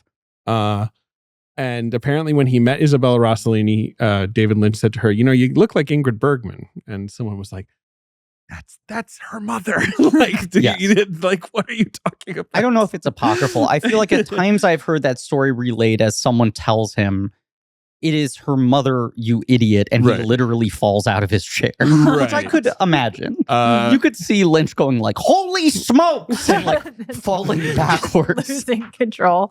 Yeah. God. So he reaches out to Martin Scorsese, who is the ex-husband of Isabella Rossellini. They were already split up at that point? Yes. Okay. Oh, no, I'm sorry. It's other way around. Sorry. Isabella Rossellini reaches out to Martin, her ex-husband, and says, like, what's the deal with David Lynch? And he's like, go see Eraserhead. And she was very impressed by it. And, you know, there it goes. And Lynch puts her with Kyle MacLachlan and has them talk and do stuff like that, and then gets the part. Obviously, Lynch was also like madly in love with her. It's very obvious. Right, I was gonna like, say. from these quotes in retrospect that he was just so struck by her. The reason I didn't think they were already divorced at that point, there was some Scorsese interview where he talked about Rossellini asking him about Lynch, that he was interested in her, and they had that conversation. She walked away or hung up the phone or whatever, and Scorsese was like, she's gonna fucking fall in love with Lynch. Like this immediate, like, I know exactly what's about to happen. But I guess he had already kind of fucked it up at that point. I mean, this is like Scorsese. How long were they married for? Scorsese or Scorsese and Scorsese Rossellini and were married Rossellini. only for 3 years, and that's at like the absolute worst of his addiction issues. She's married to him at the worst point before he kind of 79 to 82. right. Sure. It's the New York digging himself out to come back the other side with Raging Bull era. And then- Gotcha. Rossellini dates Lynch from Blue Velvet on to like about 1991. And then Laura Dern, obviously this is the beginning of long history of collaborations for Lynch and Dern. She was 17 years old. Obviously she is Hollywood royalty, Mhm. right? Another thing daughter of Bruce Dern and he Diane loves. Ladd, I right? mean, he loves anyone who has history Yeah. with He the loves a entertainment nepo. industry in that way. But also He loves like a ne- people like Dean Stockwell, who are like Mhm. former child stars, people who are legacy stars, people who have existed in different eras or mediums or what have you. And he just wants obviously this sort of like pure, you know, creature, right? Who's not really like been in Hollywood yet Yeah, which to embody that role. Dern was incredibly good at doing without making it seem uninteresting. Right. She'd already been in like Mask and Smooth Talk at this point. It's like that this is not her first movie, but I don't know, whatever. All right, Blue Velvet, what do you guys think? It's about a guy finds an ear. Turns out there's some fucked up stuff going on. I think I mean, for me, this movie is about a guy losing his keys. This is David's take that we're gonna solve every Lynch movie with the same reading every Right, time. that I'm like, no, guys, I've solved it. It's actually guy lost his keys. That's what's going on with him. I forgot about that bit. Thank you for reminding You're me. That's what I'm here for. Blue Velvet. You open with Incredible beginning. right, the that very classic. always like sneaks up on me. the credits literally projected on blue velvet curtains. Hacky choice. I'm I'm joking. I'm joking. Wow. It's a joke. It's a hilarious joke. Well, That should I'm be- not laughing. That's um, fucking sick what you just said. And Kind of Lynchian at me. That Like was- make a joke Ooh. like that. joke. You play the song over the perfect idyllic sort of footage of the kind of thing that Lynch does revere, the watering of the lawn and what have you. God, yeah. At the end with like the image of the whatever, I don't know what flowers are flowers, roses probably, and sky. I don't know.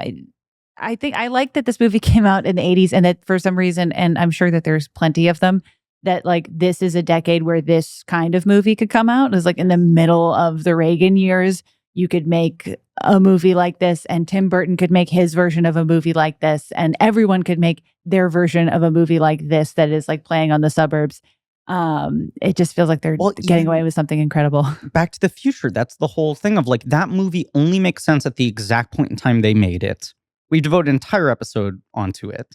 But the relationship between the 80s and the 50s was something like very specific, it felt like. Because this movie feels like it takes place in both decades at the same time. Yes, I was going to say it isn't until whatever it is, maybe 5 or 6 minutes in, when I'm watching it and I clock Kyle MacLachlan's playing Atari. I'm trying to think of like the most 80s thing they no, could be it's the doing. earring. There was a moment, and every time I've watched it, I have the same thing where I get to whatever point, however many minutes in, and I clock the earring for the first time. It's not like the movie makes a point of revealing it. And I go like, oh, right, this is present day. This movie is supposed to be in 1986. Right, but only when they need it to be. Only when they need it to be. Because like Laura Dern's fits, while great, are not taking place in 1986. No. Like they're like weird poodle, like grease costumes. True, right. She just not narrate. Nothing is bedazzled or, there's no neon or whatever. But I love that. I really love when like a movie, it's just like doesn't care about the about you knowing with specificity what year it is. Oh, I love that. Yeah. Which is maybe just like a reaction to watching any like movie that takes place at a specific time that plays like the election results of that year in the background of the first scene. So you're like, oh, okay, I guess it's the year 2000. I'm just not seeing enough stories set against the backdrop of the 2016 election. Anytime I read that from like a festival review.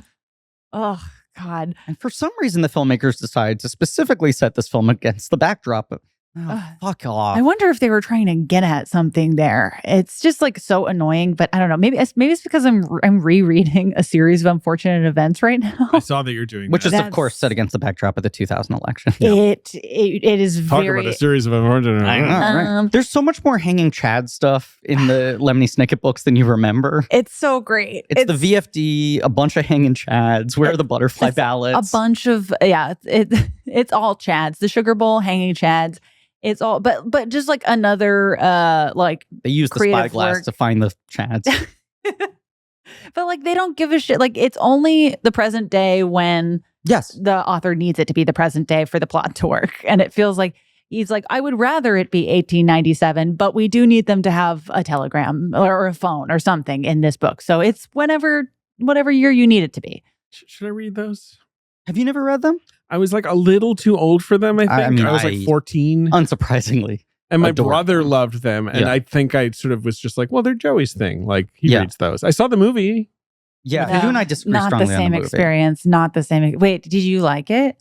I don't think so. What do you I mean think disagree because I feel like you strongly dislike that movie. That's too strong. No, I just remember being underwhelmed by it, but while appreciating that at least had like design in it. Right? Yeah, I think that movie is like an astounding work of craft. That is narratively an absolute mess. I feel you're both right. Yeah, wait, I feel like, okay, I think my problem is Jim Carrey. I think he's also kind of a problem in it. The whole thing with him is you're just getting Jim Carrey like working hard. It's not an act. It's, I don't know. I've just said this to whoever will listen recently, and I'm so glad I found the opportunity to say it again, because they made the same mistake in the second adaptation with Neil Patrick Harris. Right. He's not supposed to be funny. He's supposed to be scary. No, it should have been Christopher Lloyd both times. But like it could have been makes Jeremy Irons. Yeah, like, it makes so much sense, obviously, that some exec was like, right, this is a perfect opportunity for some comedic actor to be a goofball. Yes. Oh, and he gets to play like 6 different characters. Yeah, wonderful. Right. He does costume changes. Yeah.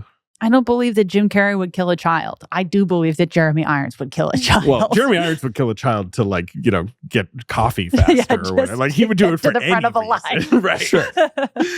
I mean, Carrey, I don't know. I just rewatched Batman Forever. This is the same series that I'm doing with this friend you've never seen.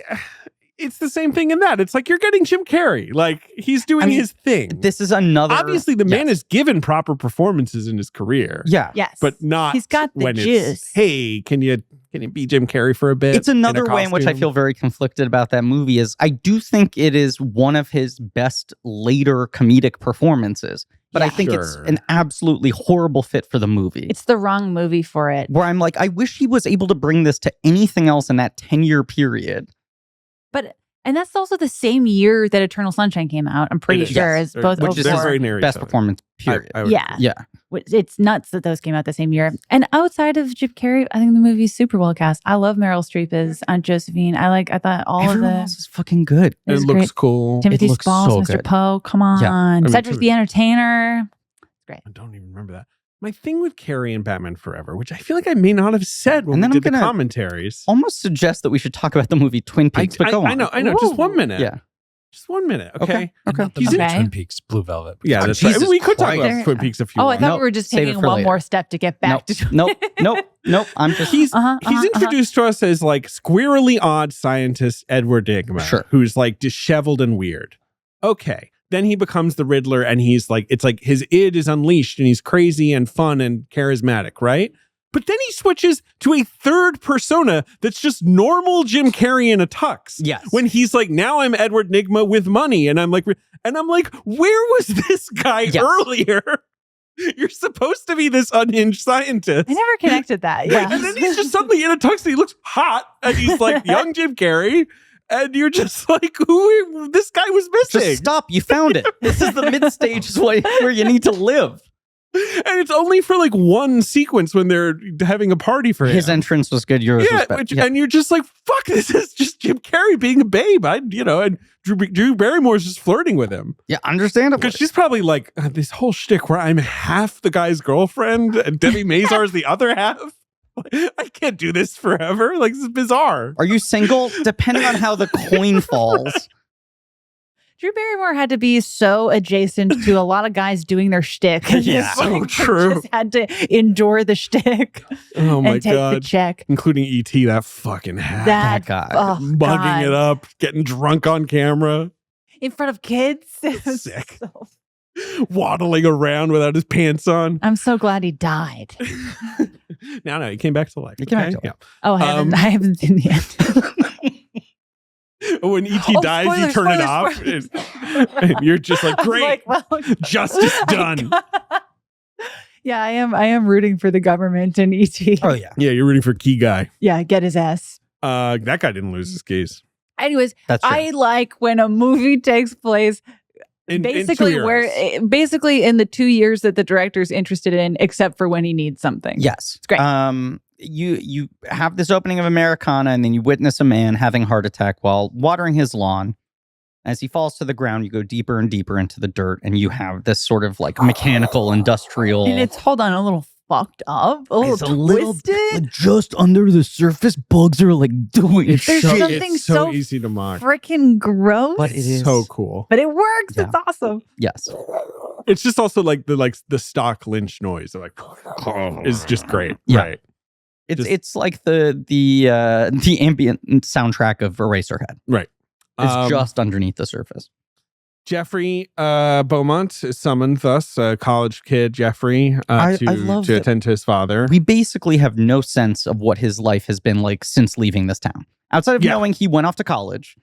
I know in a deleted scene, there's a scene of him just confirming the Jeffrey creepy guy Mhm. allegations, if there were any doubt, of like him doing the same thing at college. Of like just getting in like, closets. yeah, like, or I Jeffrey. think it's like another Jeffrey voyeuristic moment where he's like Okay. watching a woman get either harassed or assaulted in some way at school, and then just being like, well, anyways, this is I haven't actually seen the scene, but I know that there was just so much of this movie that was cut. Yeah, there's an Um, hour of deleted stuff, Yeah. which is fascinating because the movie is already 2 hours long. Yeah. I feel like this is often the case with Lynch. Mm.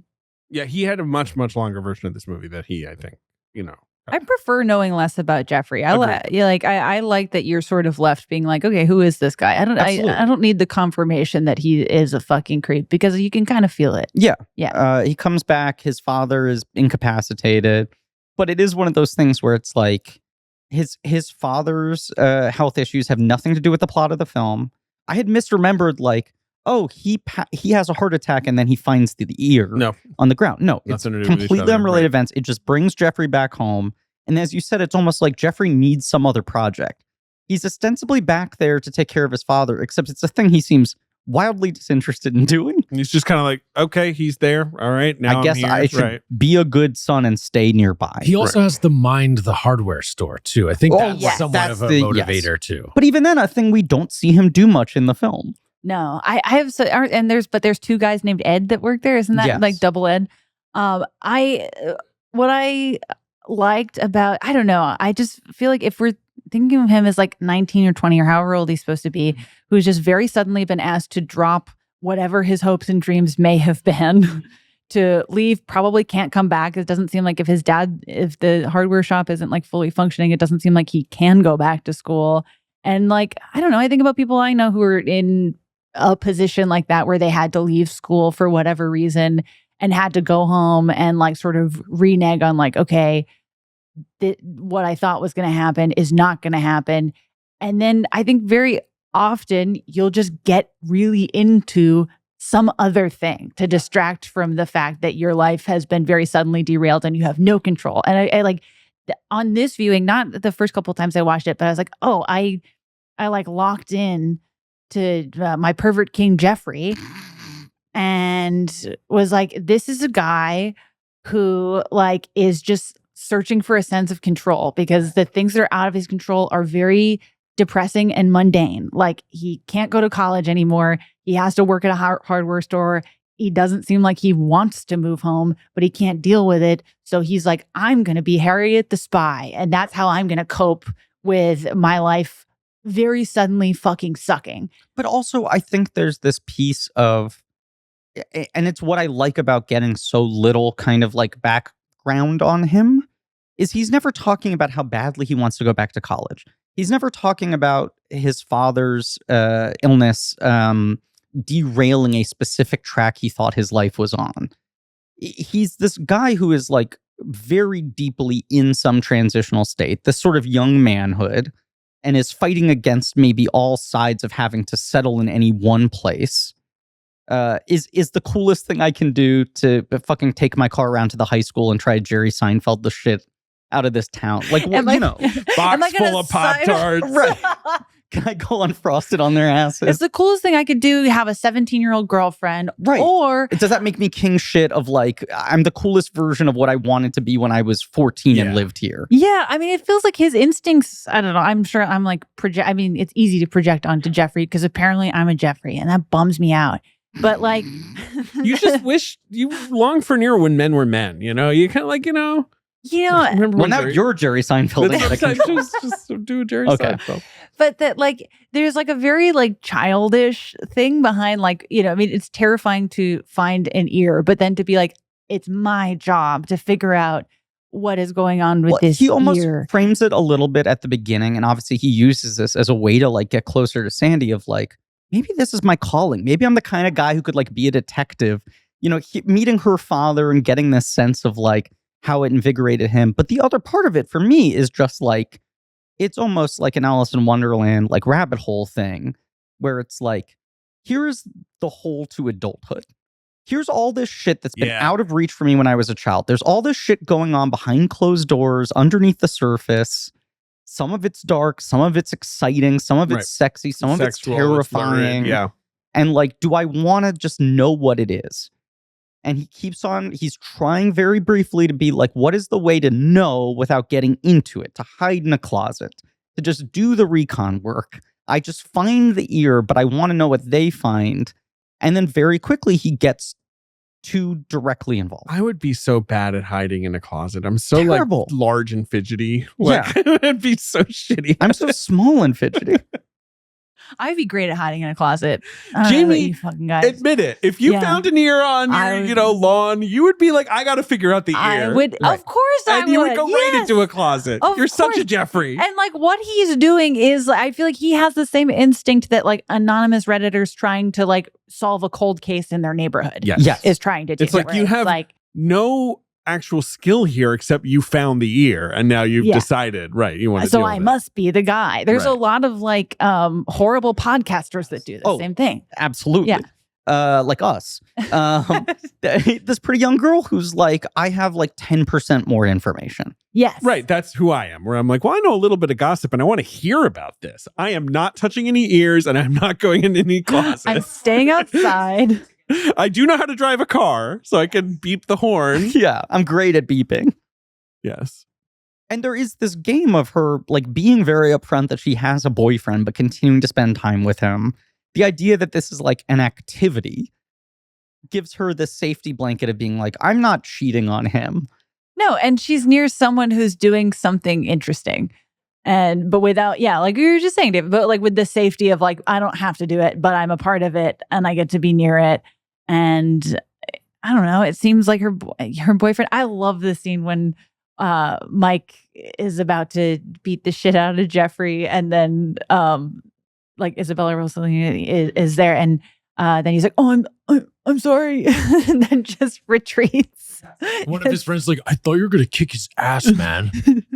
Mike's a loser. Fuck Mike. Mike, yeah, I hope Mike was hit by a car that night. But there's the scene where, because I guess he goes first pretends to be the exterminator, right? And then they go to see her in concert after that. Yeah, he does some air exterminating. He sees this guy in a yellow coat. He's like, that's weird. And so then he decides, right, and he steals a key. Yes, right. And so, but he goes to Sandy and he goes like, I want to see her sing.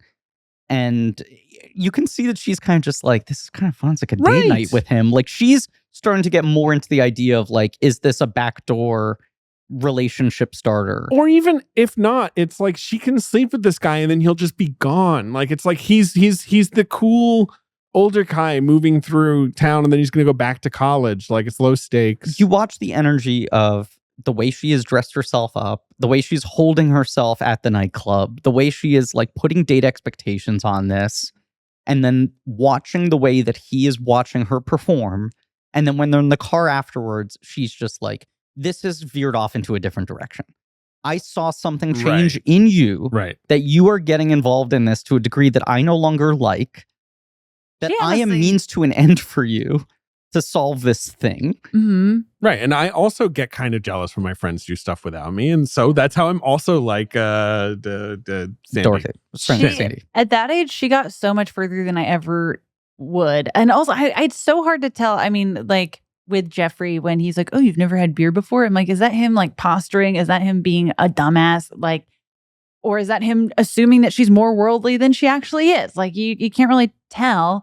But I don't know. I dated a college guy for a little while when I was in high school, and then I got in a car with him once and he was smoking weed and I started crying, and then it was over. He apologized to my mom at Dunkin' Donuts the next day.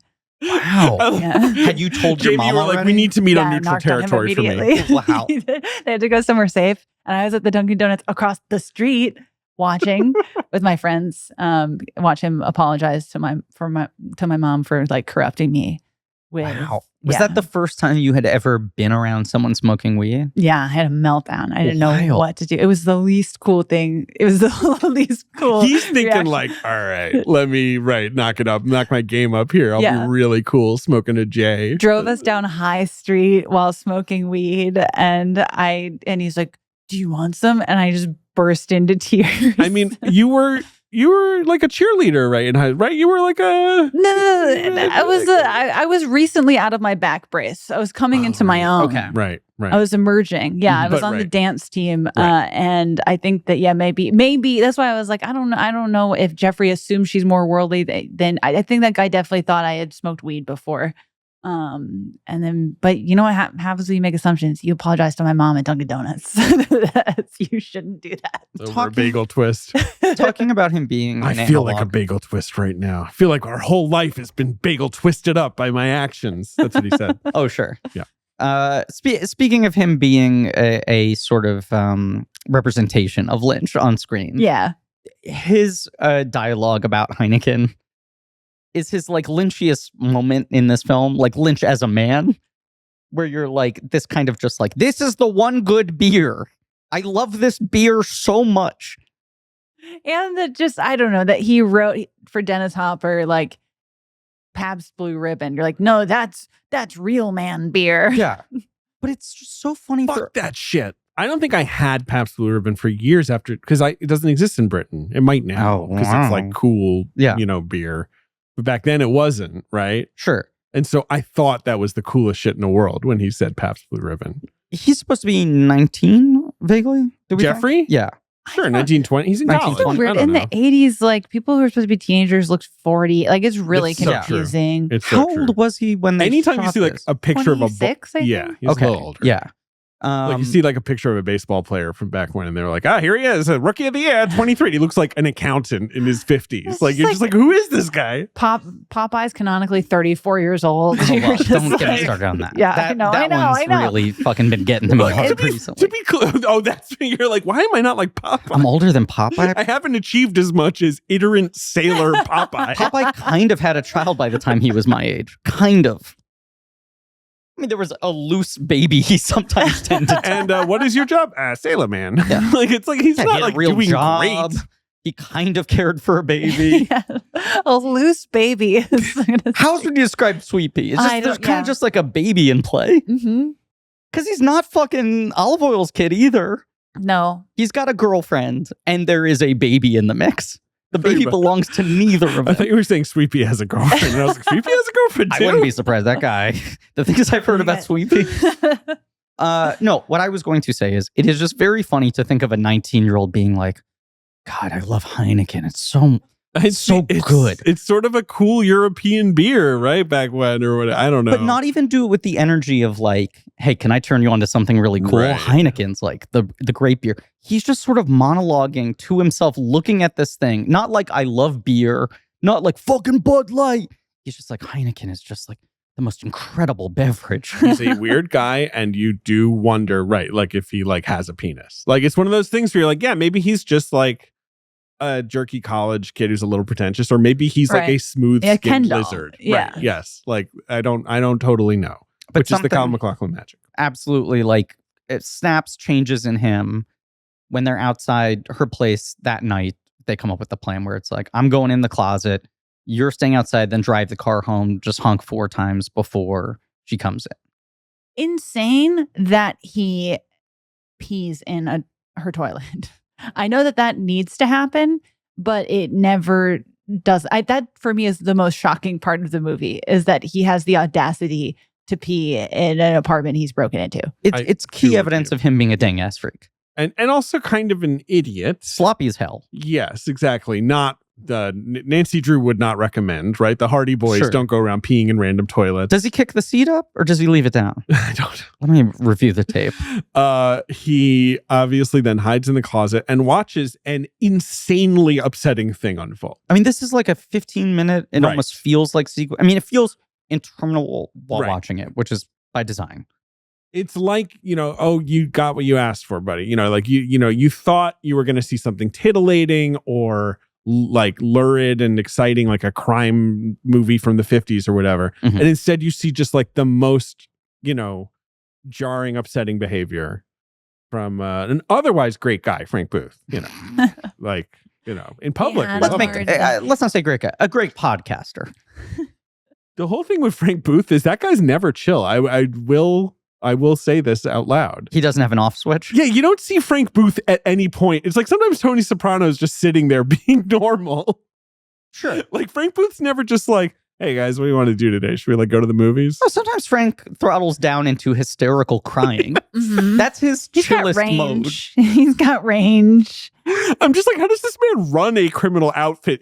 All he does is scream at everybody and huff gas. Like he's scary and beat people up. Yeah, he's scary, but he's also like weirdly, I don't know, I'm not harmless, but he's so vulnerable at so Yes. many points where you're like, why doesn't someone just push this guy over? Yes. Like what right. he's so fallible, but like is not, I don't know. It's weird. I wrote down during the whole, that the horrific sequence is just like Laura Mulvey aneurysm Yes. scene, because it's horrible. But it feels like there is intent behind the horribleness. I don't know, but it's horrible. I hate watching it. It's tough to watch. It's arresting, obviously. You do, I think that Lynch is putting you in the closet and you're like, I want to stop looking at this, but also like I'm compelled to look at this. Well, and she finds him before. And his vulnerability is Right. really frightening.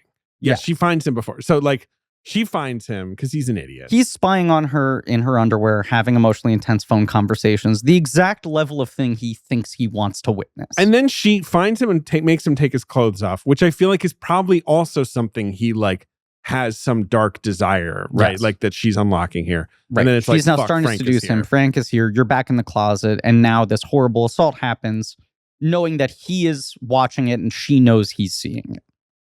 And the whole thing does feel, I don't know. Like this is the point in the movie where for me, it's just, you're just like, oh, this whole thing is just like a bad dream that is not going to end. He can't get out of it. He can't forget it too, obviously, right? He can't just be like, well, that was weird. No, and what he's basically pierced together at this point is that this woman's husband, who is probably the owner of the ear he found, and her son are being held captive in order to control her into some form of sexual slavery.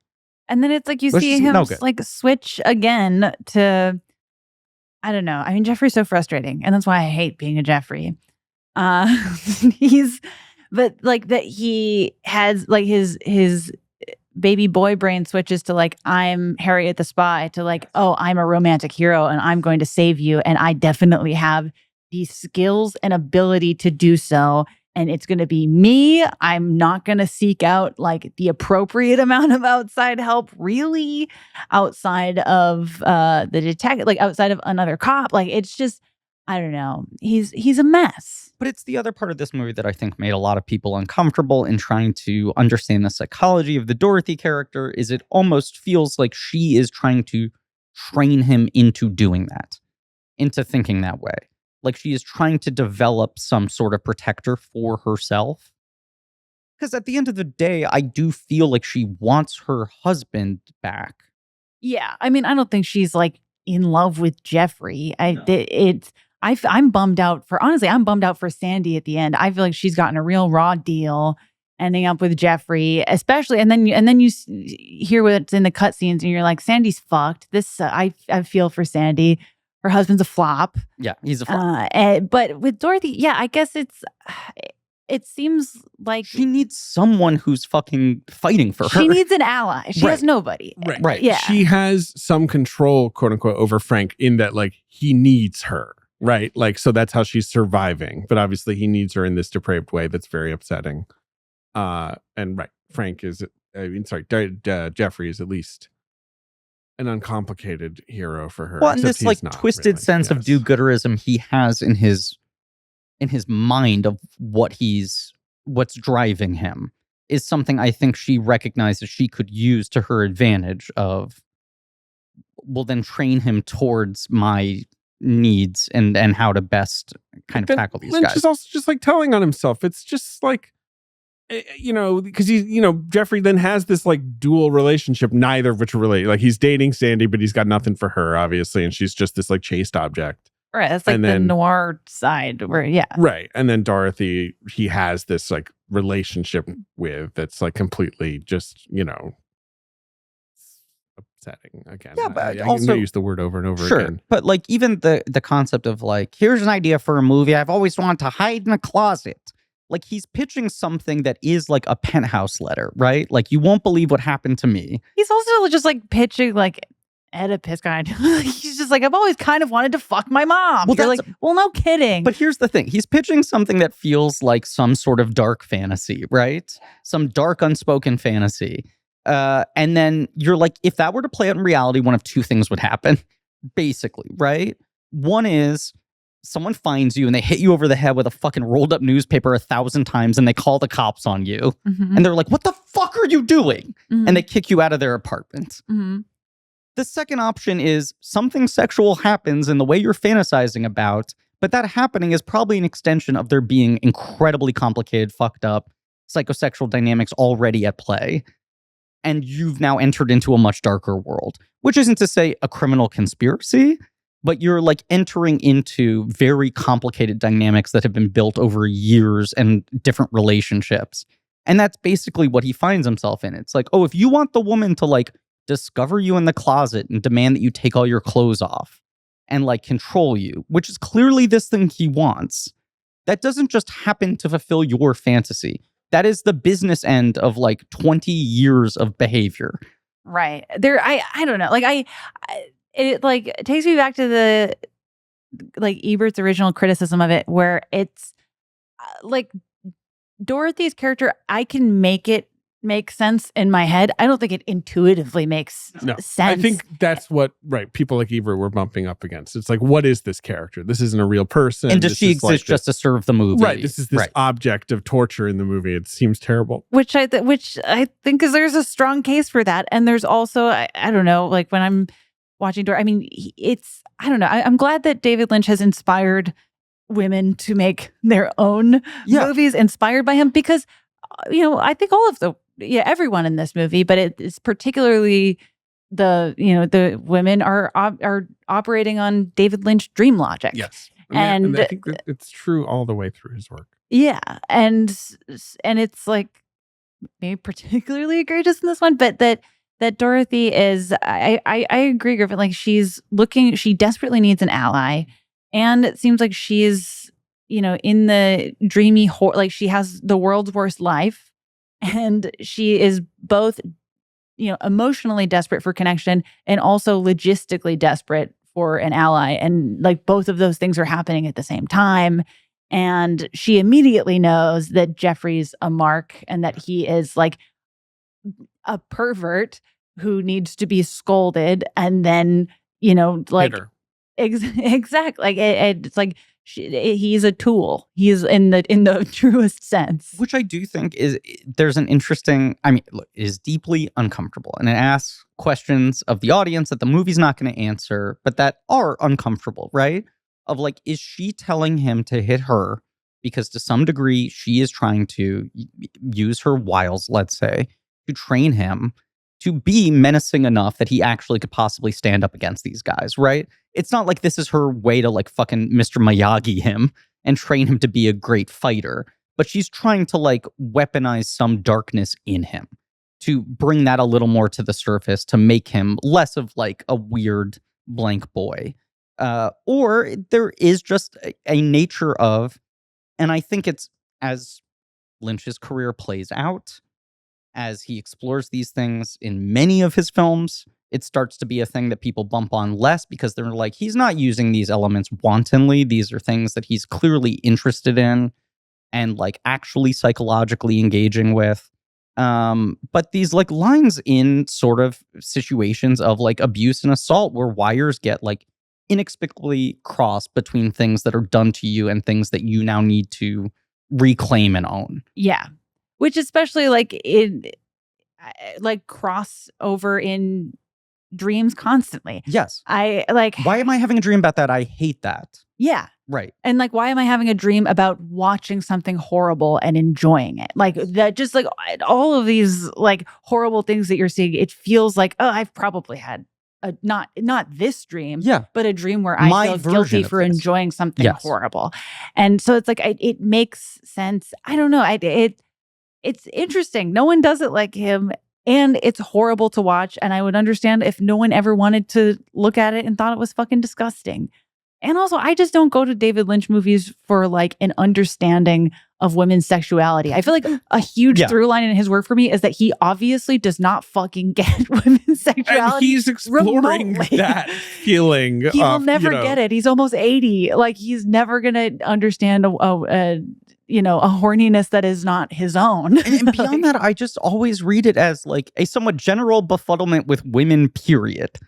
Like the way you look at his relationships and how they have played out across his life, where almost every one of his marriages, long-term relationships, whatever, ends with the woman just being like, I throw up my hands. Right. That there's not some horrible blow up or right. But they're like, yeah, I mean, there's no way in with that guy in a way. Right. And that his response is like, I don't know why these women keep marrying me. Can I have more tuna and feta cheese? There's that thing where you ate that every day for like years. Snapping crisp bacon and black coffee.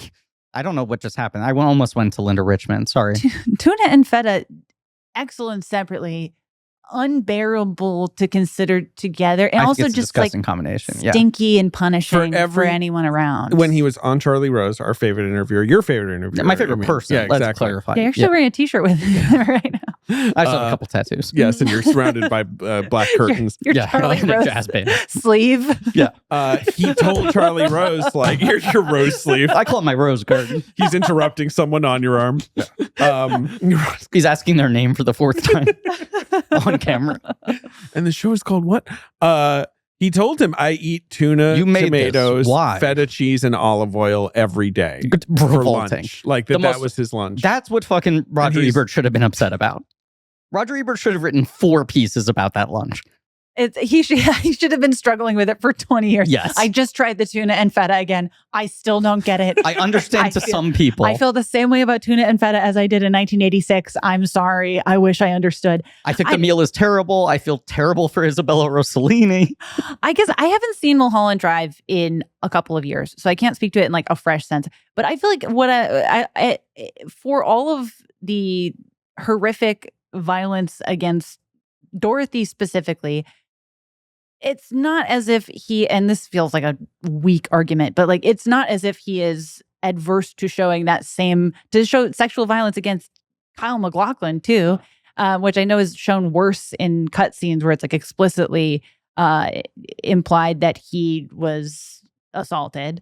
But that in Blue Velvet, I don't think he's at all pretending that he understands the women that he's writing. I think like the cheapest writing for any of the women in this movie is when Sandy instantly forgives Jeffrey. That's where I'm just like, come on, she's 17, but you have to like have your mom take Jeffrey to Dunkin' Donuts. Like you cannot just take Beautifully said. this lying down. Like you don't need to be mature enough to have the conversation, but you got to call in a ringer. Especially that 'cause was at the that worst point, writing for women in Blue Velvet. It's not like he has like, but those undeniable cool bad boy vibes. You're like, this guy has become so weird and broken that I think if you're her, it's like beyond forgiveness. You're just like, I'm weirded out by him. Yes, I don't want to be around him anymore. I think I'm like, going to go to college. Like, Right. yeah. well, she should go to college, not his college, right? But like she's rescued him. Obviously, this is at the end of the movie, everyone is kind of rescued. And there's this kind of, dream like, oh, everything's better now. Yeah. And it's not hard for someone to maybe put on their monocle and look at the movie and be like, is everything better now? Like, just because we got rid of like a couple bad apples in Wilmington, North Carolina, wherever the fuck we are. Like, no. Lumberton. Yeah, Lumberton, yeah. I Real also think place. Yes, it's a real place. Yes, Laura Dern was yes. such like a preternaturally gifted actor at the beginning of her career that she was able to help a lot of filmmakers get away with incredibly underwritten characters because she Who are could you take. thinking of? I think the Woman in Mask is the exact same Yeah. thing where you're just like, just kind of perfectly angelic dream girl who represents some sense of innocence and kindness and whatever. That movie is like, kind Mask sucks. of dumb. We agree on this. Mask sucks so hard. Few movies bum me out more in every sense. Well, it bums you out because you like the director, and this is actually one of his better regarded movies, but it's like, it's Peter Bogdanovich, but like, it's not. It's a sappy, shitty movie. It is. I just think it's shitty. Does she make the face in Mask? Is this the first? My question was: is this the first time in her career she makes the face? That's a really good question. Because she like, I was sort of, I thought the movie, I kind of was like, I forget. Does she? And then There she does she it. saves it, and then Yeah. she makes it for like 30 consecutive. And not to be like, because I'm pro Sandy. I want her to, not get stuck with. It just feels like watching someone from high school end up with some guy, and you're just like, but you're so great. Well, I think this is sort of what I'm saying, that I feel like Laura Dern was good at taking a character that was sort of underwritten and idealized to serve the other characters in the story or whatever the fuck, and playing it in a way where you're like, I know this type of girl. Like, she could single-handedly make it into the real version of that person in a way that elevated a lot of people's material. Because unfortunately, Sandy is being kind of unreasonable. Like, you understand why she feels so betrayed. Dorothy is also being unbelievably weird and like David Lynch wish fulfillment dialogue where she's like, you're not your pee-pee is inside me. Your poison is inside me. Your whatever's inside me. And, is standing in her living room naked. But it's like, Sandy, you are cheating on your boyfriend also. Like, let's say there's faults on both sides. Not, you're not breaking into apartments and he put his disease in me. His The disease. line here. Weirdly hot line. Yes, regardless. very kind of not like a classic. Like you have that quote on your Facebook page when you're in college. Whoa. When I was in college. Well, okay. I didn't have it on. I'm just saying. Like I knew a couple cool people who. It's also wild that this. I mean, I feel like this is said far too often, but there are only 7 years between this and Jurassic Park. Yeah. And she basically continues to play some version of like a girl or a young woman or someone on the cusp of womanhood right up until Jurassic Park. Well, no, and then everyone's like, okay, fine. She's a grad student. We Right. did it. Yeah. I mean, I guess that's sort of what she's doing in Wild at Heart, but it's also, that's a grown-up version of it, I guess. I don't know. Can I ask a question to the group? Okay, so a thought I'm having about behavior of Dorothy and of Frank and these other characters, something I don't feel like we've touched upon is the drug element. Right. Frank is a drug dealer, essentially. is a That drug is dealer. largely what he's doing. And this is never answered. Maybe it's in the deleted scenes. I don't know. But I always wondered, how did Dorothy get involved with Frank? And I don't want to like blame, right, her, but I always kind of have this sense she works in a nightclub. Maybe her and her husband at some point started buying drugs from him. I mean, I was. Do you know what I gonna mean? say, Like, yeah, there's never gonna be an answer to this. But I sort of think that Frank has a hold over everyone because of his access to Because drugs. it's the same thing with Ben. Like, who is this guy? Right. Ben Well, Hosley. yeah. Who is this guy? Yeah. I'm doing better. Wow, You're you just- turned it on him immediately. He just asked a question, David. Where we're like, what is this? What's this like lair? And who is this person? Like, and it's like, it does feel like it's another of Frank's like thralls, right? I think the answer is it is some connection through the nightclub. Whether or not one or both of them at some point got involved in the drugs themselves, Frank is absolutely the kind of guy who would have some very deep relationship with whoever was owning or running that club. No question he was around. Frank there. also just like kind of has a deep relationship with everybody in that he's so intense that like if he's talking to you, you're like freaking out and he's like, and you're in it. He's not avoidable. I was almost thinking this is like maybe a poor comp, but I was thinking about like Jennifer Tilly's relationship to Joey Pants in Bound, where great you're comp. just like she's kind of like she's Right. Where you're like, what is the collateral matter is with being you? Why are you with underestimated. this person? Right. Yeah, she's being treated like collateral, but she's a person and she's like going to navigate her way Yes. out of it. Yeah. On top of the Molly Sims quote that will forever ring in my ears, the other thing I kept thinking about while watching this movie is I feel like he says versions of this all the time. But Mark Maron always says when people ask him, like, why do you think so many comedians become drug addicts or have like addiction problems or whatever? That his response is like, that's everyone. Like you frame this as like, well, there are a lot of notable examples of comedians, but he's like, do you realize how many like construction workers have drug Right. problems? There's a lot of known examples of people, sure, having Right. addiction And problems. in the same Yeah, way, I it's get like, that. well, Hollywood, there's so much perversion. And it's like, they Any made public years of like figure. To Catch a Predator, and they'd go to any random town and people would not stop driving up to that house, you know? And this is like the kind of thing this movie is about, which is like, you could basically go into any town and unmask some low level crime ring. There is almost always going to be in a town like this, maybe not as colorful, some Frank type figure and some horrible things going on around that guy. Even in just a town that doesn't feel like, well, this is obviously a bad town or a bad part of town or whatever. You're like, you're never too far from someone who is selling drugs because you're never too far from people who desperately want to be on drugs all the time. And that person is always going to have this weird web. I want to use this as an opportunity to step over to Ben, not Hosley, the character in this film, which I do feel like in a lot of ways is like the pinnacle of the movie, where I think people go like, either this guy has just transcended to a plane that no one has ever hit before, or the people who are out on this movie are like, now he's just fucking jerking off. Now he's just doing weird shit. But the notion of like Hopper coming in, kind of like trying to Bigfoot Kyle MacLachlan and just be like, oh, you want to live in this like crazy world? Let's do crazy shit. I got Jack Nance and fucking Chucky with me. My posse is me, Eraserhead, and Chucky. Let's fucking have a night on the town. Let's get in a car and go as fast as the car goes. Yeah, and it's like, here are my crazy guys. You know who's the craziest guy I know? Ben. You're gonna love him. He's fucking splendid. And you're talking up this exquisite guy, Ben, and you're just like, who the fuck could Ben be? Yeah. And then to be introduced to like this very like poised, delicate, classy, like sort of like lizard-like Dean Stockwell, caked in like makeup. It's awesome. Singing into a light bulb, lip Holding syncing. a cigarette holder, Yes. you know, wearing like a big smoking jacket. And it's this absolute zag from the movie where you're like, somehow this guy has now become the scariest character in the entire film. I don't think he's the most dangerous character in the film. No, but he is scary because this is where this kid is being imprisoned, basically. And he's terrifying because he's so nonchalant and he's like a weird And you're animatronic. like, who is this guy? Why is Frank friends with him? When he punches Kyle, Yes. you're like, oh, wow, this guy is actually also really scary. Yes. Like, I feel Yeah. like that's a moment where it really turns and you're like, okay, wait, why are all these people living here?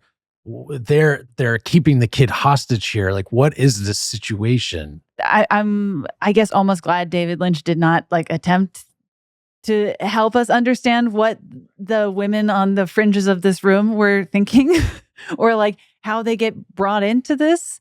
But there's other people there and they're, you know, like clearly fearing retaliation. They're not going to come to this kid's rescue. And I want their Rosencrantz and Guildenstern are dead.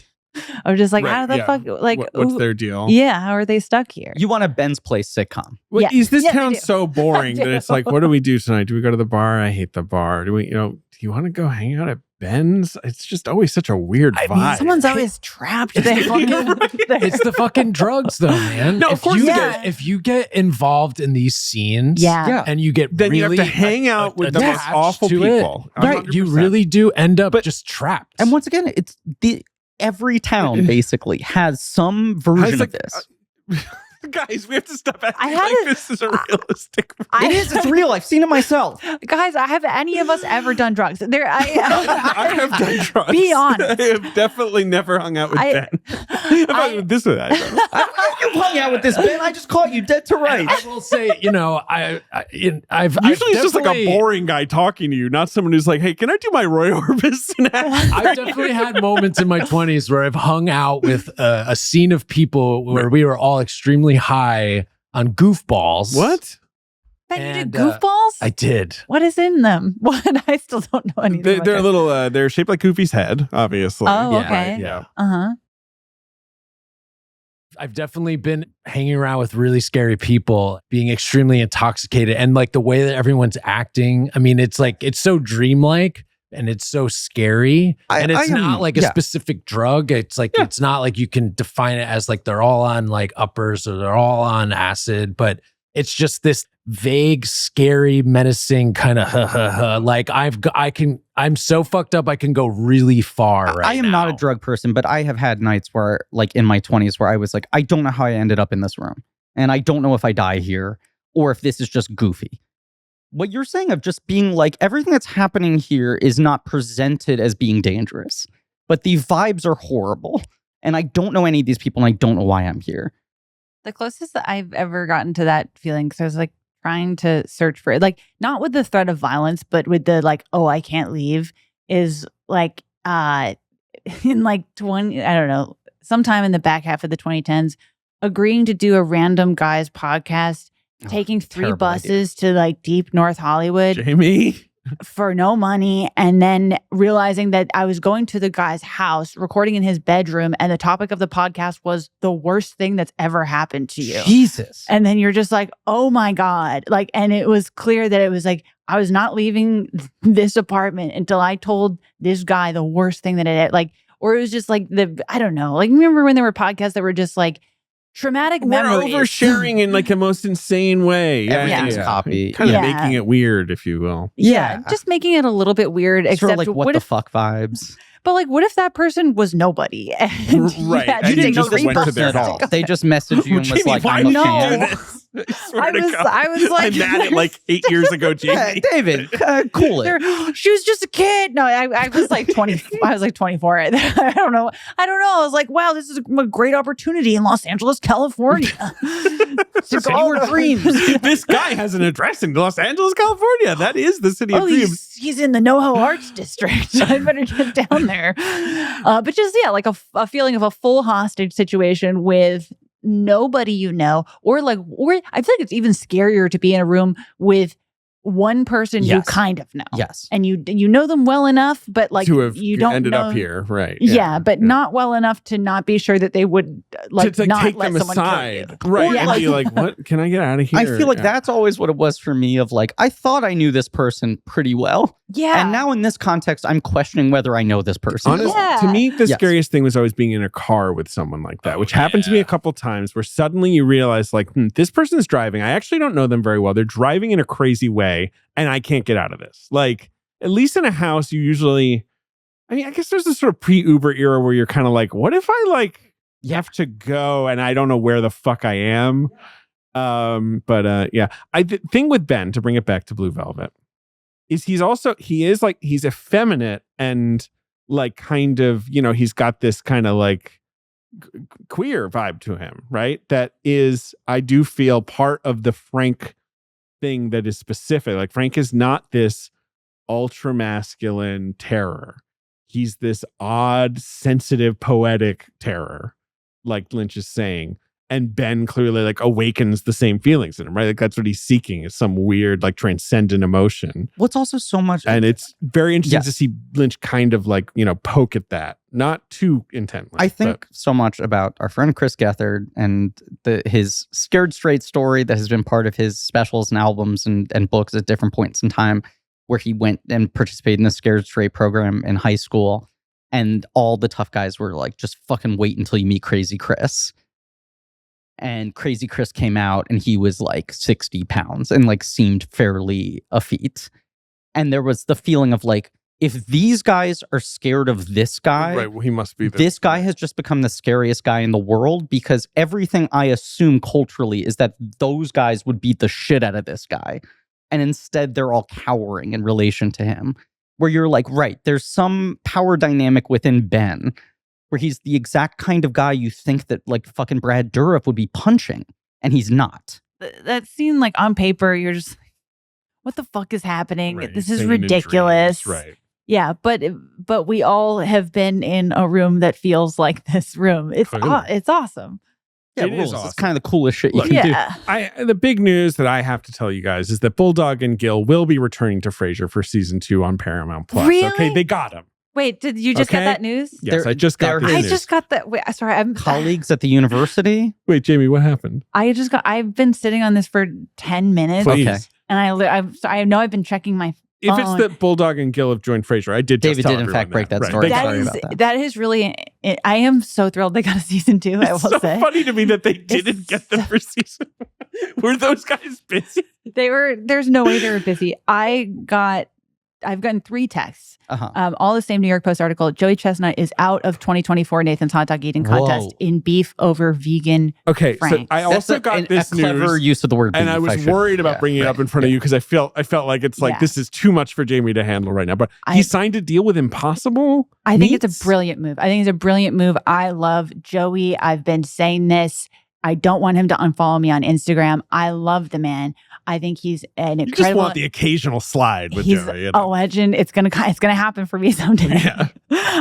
But no, I think it's a brilliant move. I think that everyone needs to just get out of the contest. Like Right, like get the out while contest getting's has good. become kind of like they're too big for it in a way. Like it's like this petty dictator thing, right? Yeah, he can make more money outside of the contest because before I think his only sponsorships right now are pistachio nuts and Dude Wipes, Mm. and you're like Dude Wipes is an amazing fit because he's a messy boy. Dude Wipes is also such a fucking successful company. It drives me insane. Wild. It drives me insane that it worked. I don't know how it works. They were on Shark Tank. I saw the pitch. Oh right. Right. Yes. And everyone else is like, so it's just baby wipes and they It's put just dude on the wipes. packaging? Right. No, And I it's mean they reek. Have you ever taken a whiff of terrible. a dude wipe? But it was one of those examples where everyone else is like, this is silly. And Cuban is sitting there silently. And he's like, I totally get it. You guys are brilliant. I'm offering $80 million for 1%. And everyone's like, the fuck are you talking about? And then he wrote it all the way to the bank. It worked. And Joey Chestnut is one of our nation's messiest boys. They and wanted- it made sense. So he needs them. Is I don't the- really see how pistachios come into it, but I mean, go off Joey, obviously. Is the beef, as it were, that Chestnut wanted to be able to use Impossible Franks in the competition and they said no, so he bowed out? That is I believe that's it. Yeah. yes. Yeah, because it's a Nathan. He's like, I am now bound to eating these kinds of Franks. And Nathan's just like, we have to eat Nathan's. And he's like, then I can't do it. But right, Jamie, I think, is suggesting maybe That's he was looking smart for a play. way out. I think that is I think it's a smart way for Joey to bow out, especially when, it's in my insider opinion, it's unlikely he will top his record of 76 anyways. So he should just take the money he's and run. bigger than them at this Yeah, point he anyway. is. Yeah, he is the hot dog eating. And he can I think it's And like Kobayashi retired. Kobayashi Of course. retired. He We love needs Kobayashi. justice. We love Kobayashi. But I hope he's enjoying his retirement. And I like that Joey is in his like vegan era. Yeah. I feel like that just challenges who did we think Joey was? There's going to be backlash for Joey. And that's Like someone who actually Ben has and power Frank. to change a conversation. I know. He's a powerful man. Let's examine masculinity in new ways. I'm sorry that I just compared Joey Chestnut to Ben and Frank in No, they're similar. in Blue Velvet. And I but just sense. no, you're It makes right. sense. I just want to throw out that Bulldog and Gil, of course, aren't the only major additions. no, I mean Perry Yeah. Gilpin already announced Is that back she's as Yes. Roz. But then here's the thing I didn't know. Greer Grammer is being added to the cast this season as Roz's daughter. Hold So on. Kelsey Grammer's daughter, who I'll say it, looks a lot like Kelsey Grammer, is playing not his daughter on the show, is just going to be in scenes with him with his face. Here's The fucking Wait, now you're bulldog making it problem. sound like I think she's a very pretty woman, but I think it is similar to Old Dogs, where Travolta keeps pointing to this daughter who looks exactly like him and saying, "Hey, Robin Williams, what's the deal with your fucking daughter?" Wait, I need to look up Greer Grammar. She looks like Kelsey Grammer. Good name. It's a good name. Greer. I just Greer. always think it's weird when a celebrity casts their child to play not their child. She's not Yeah. the one who's Oh, in you Rick know and what? Morty. It's You're right. Streisand She's the affects one it. who looks so much like Yeah, him. I was going to say it's Spencer Grammer who has more of a Kelsey Grammer look. I still think it's weird. I is just am like, they got Gil and Bulldog, okay? David's They thrilled. got him. It's thrilling. Sorry. I haven't watched a single second of the Me neither. Paramount What? Plus reboot of Frasier. What? I'm Guys. sorry. Should I? I've seen it at least 5 out of 10.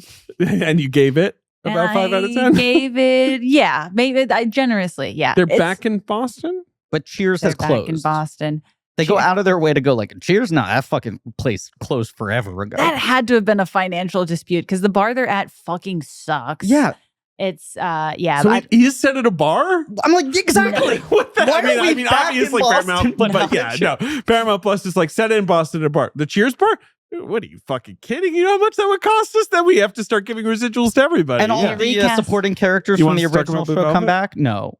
Except for season 2. Yeah, Okay, Blue okay, Velvet. okay. I think, and No, you're right. Mhm. it's the kind of movie where people will get mad of us if we continue on this I path. just think the Bulldog Mhm. news is big. I just think anytime we do an episode on a movie and end up talking for 20 minutes about an unrelated sitcom, people are thrilled. Yes, people There's a history historically of this. love that. Of this specific thing Yes.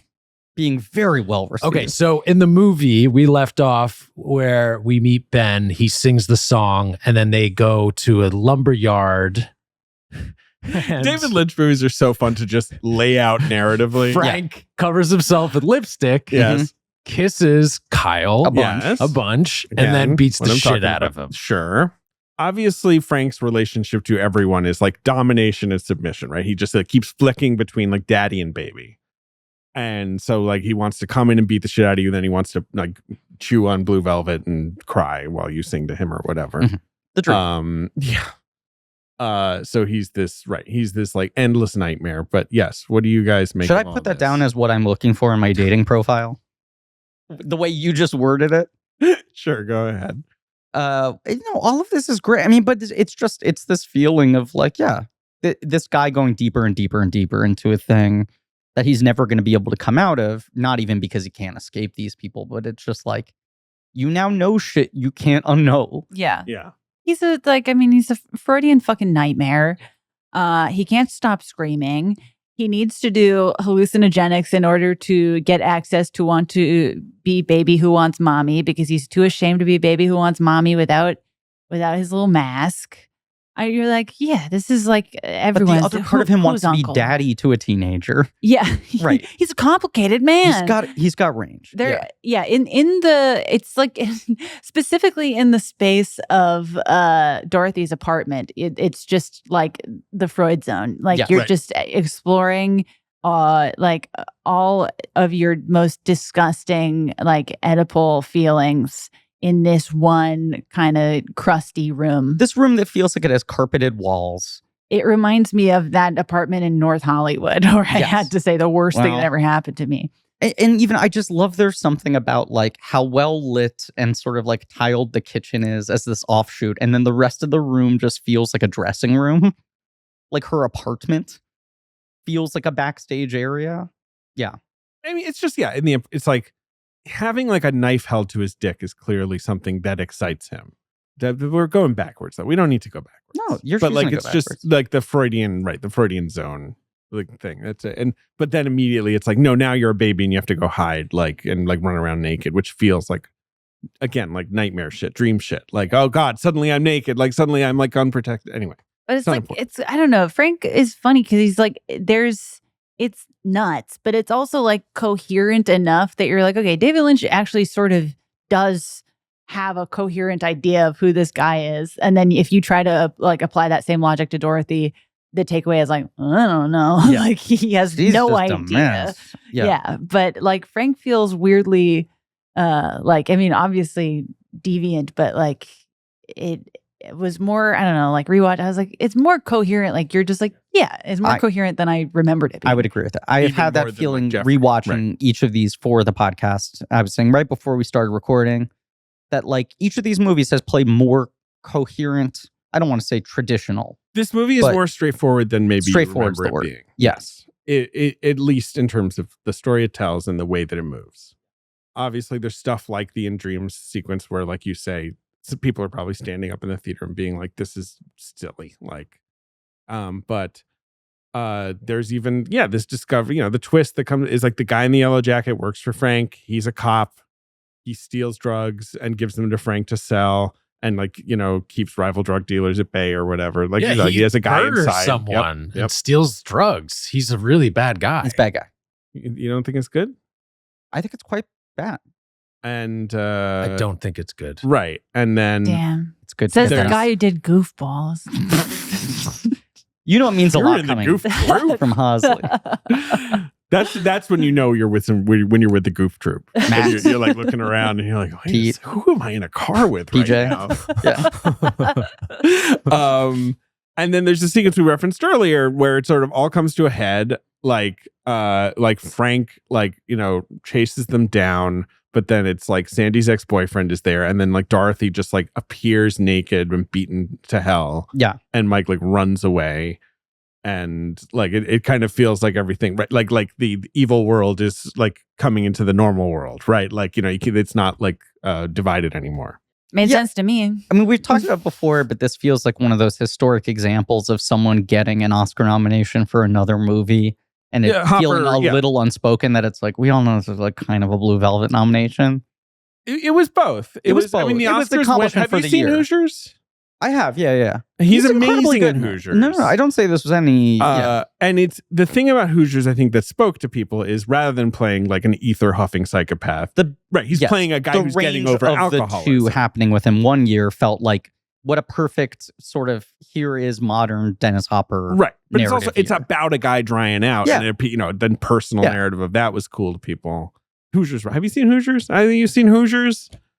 Fucking rocks. I mean, I'm a big Anspa guy. Rudy is my jam. Rudy, to me, I like Hoosiers for being less cheesy than Rudy. I mean, but I get it. Check your height again. How tall are you? That's some real fucking 6'3". That's why I like the basketball movie. Yeah. But Hoosiers, just the start of that movie where it's just like it's 5 a.m. and it's just Gene Hackman in a farmhouse, and there's like dew on the grass, and he's just like, all you guys just start passing the ball to each other, and you're just like, God, this is someone's idea of America. Like, you know what I mean? Like, it's just like so fucking exciting. Even if it doesn't exist. Hopper amazing in that. But yeah, he got the dual nod. Yeah. This movie was nominated just for Best Director, right? Yeah, it was another lone. It happened to Lynch twice, I think. Yeah, because that happens with Mulholland Drive too. But anyway, what else happens at the end of the movie? Obviously, Sandy like dumps Jeffrey, realizing that he's basically been cheating on her with Dorothy. My secret lover. Yeah, Yes. because then you're like, Sandy, you've been, what of Mike? Not that I'm rooting for Mike, but she's been cheating on Mike the whole damn movie. I feel bad for Mike's Mike. Sandy. I don't feel bad for Mike. I That don't guy feel bad stinks. for Mike, but I do appreciate that Mike is revealed to be a cowardly 17-year-old boy. That scans. You know? Sure. It's not like he should have been heroic Yeah. in the end. It's, he's a flop, but so is Jeffrey. I think that like Sandy is in the process of, she's like a teenage girl. She's not realized that there's more than one kind of guy who sucks. And she's realizing maybe this is like her first boyfriend. She's like, oh, this guy is kind of boring. He's kind of possessive. He sucks. I got to move on. So what about a guy in a jacket? And you're like, no, the guy in the jacket also sucks, but I understand your instinct, but give it a couple years. He sucks as well. So it's just, I get it. She's figuring it out. She needs to understand the range, the tapestry. At least she's not dating a guy in a yellow jacket. Ooh. Or the well-dressed man, which is, of course, Frank wearing insane eyebrows and a mustache and a wig, looking insane. I feel like that is often cited to me when I was learning about this movie as like the big scary shot is when you see Dennis Hopper in the wig down the stairwell. And people related that to me as like, it's really unnerving, like in that kind of classic Lynch way. I see it as more goofy. Same. But I get it. Yeah, the Ben lip syncing one is the, he'll often have this sort of like totemic power shot. I mean, even like the look of Robert Blake in Lost Highway or whatever. Bobby Peru is a slightly more comical version of it. But I feel like his movies almost always have this one villain who is simultaneously like goofy and upsetting looking. I also like that it just, I know that like drugs are, I don't know, I guess like on Jamie, do you like drugs or not? Let's just lay it out on the table. Drugs are really interesting. I could name at least 5 of them. Hell yeah. I feel like in different viewings of this, there's number 1, goofballs. Number 2, weed, the kind of that makes you cry. Yeah. Number 3, weed gummies. Does that count as a different drug? Number 4, Advil. Ibuprofen, the hard stuff. Yeah, right. I get the liquid strength. tabs. That stuff goes really fast. Hit me with some PM and a little bit of my friend's Adderall. Going nuts. Lactaid. Yes. But like the drugs are like not that, like they are important sort of, but they're also just like a thing to make the guys bad, which also feels like dream logic. You don't know what the drug is. You don't know where it's coming from. You don't know who is really in charge of the drugs. You just know that they need to be there in order for them to have this much power and control over people. Well, even like Frank's tank is nice. Like at sometimes it feels like this is the one thing that's like taking the pain away from him. Yeah. Other times it feels like, is this shit making him go turbo? Is this him like baning up? Like you're like, is he addicted to this? Is this like the thing that takes the edge off? Or is this the thing that makes him like level up? Yeah. And it's at times all 3. Mm-hmm. It's the scariest way to do drugs. It is, yeah, with a little dentist mask. It's the scariest, but it's the coolest. Fast. Most, yeah. Impractical carrying your drugs around like that. But that's why you got a group of boys with you. Yeah, you get Chucky Your in tank there. boys. Yeah. You have like a caddy for your freaky drugs. That's my drug caddy. That's actually good. I like that. Yeah, the final thing, the sort of nightmarish thing in the apartment where there are all these like standing dead men. I don't know, like that's like to me the most freaky kind of image of the final bit of everyone's just nodding at me. Yeah. And honestly, I like that. Yeah, at that point, what do you say about this movie? At that point, I'm just like, well, I don't know. You're just like, well, he would. That's when I see that shot, I'm like, he would have this shot, and it would be confusing. And I don't know. Maybe I'm like being too something by not. I wasn't like super shocked by it because it just seemed like, well, yeah, that would be in a David Lynch movie. That makes sense. We're getting towards the end. He's got to get this kind of stuff in. It's burning daylight. I have a big news update. Okay. Is Bulldog out? Griffin's news. They lost Bulldog. They thought I had him. Glenn Powell has acknowledged that, in fact, the story about the cannibal massage lotion may have been an urban legend.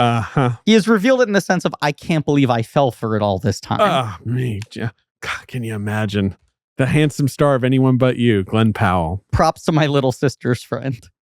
Has he yet acknowledged that he is the one who demanded that someone show urethra in Anyone But You because of market research he conducted? Jamie, have you seen Anyone But You? I haven't yet, but I'm going on a plane next week, so I will. That's the place to watch You're going to see that pee hole on you a 4-inch screen. You may be surprised to see that there is a direct close-up shot of a man's urethra in that film. That Glenn Powell insisted on? No, I'm We joking don't- about that part. I just like to imagine him being like, I got 2 ideas, Sydney Sweeney and a pee hole. For us, we find it very important to talk about on this podcast because much has been discussed of the phenomena of that movie. Okay. And people do not acknowledge that there's a Straight up point of film in which pee-hole. a deep supporting character holds his penis straight up to the lens, head on, and shows you his pee hole. His penis. His penis. Yeah. He knows. There's That's- also koala business, and A I'll leave lot. it at that. Okay. Okay. It is set in Australia. I mean, there has to be a See, little I didn't koala. know- I don't know anything about this damn movie. I genuinely was. I'm like, I'm flying JetBlue. I'm gonna go nuts. I'm gonna watch anyone. JetBlue Yeah. actually just loads it. You had to Plot press a it. button. But Right. it's like a Jonathan Demme, like Silence of the Lambs type shot where you're like, it's looking at me. I mean, that's like, I was really late to see Anatomy of a Fall, and I was shocked that I didn't yet know about like the Pimpin'. Calypso Big Pimp. Yeah, like that's some real Jamie Core shit. Yeah, I was like, I would have seen this movie opening weekend had I known. But almost kind of like, it's nice that the culture rallied around and was like, we just have to make sure no one spoils this for Jamie. Right. Let her get to this movie She's on her gonna own be time. So surprised.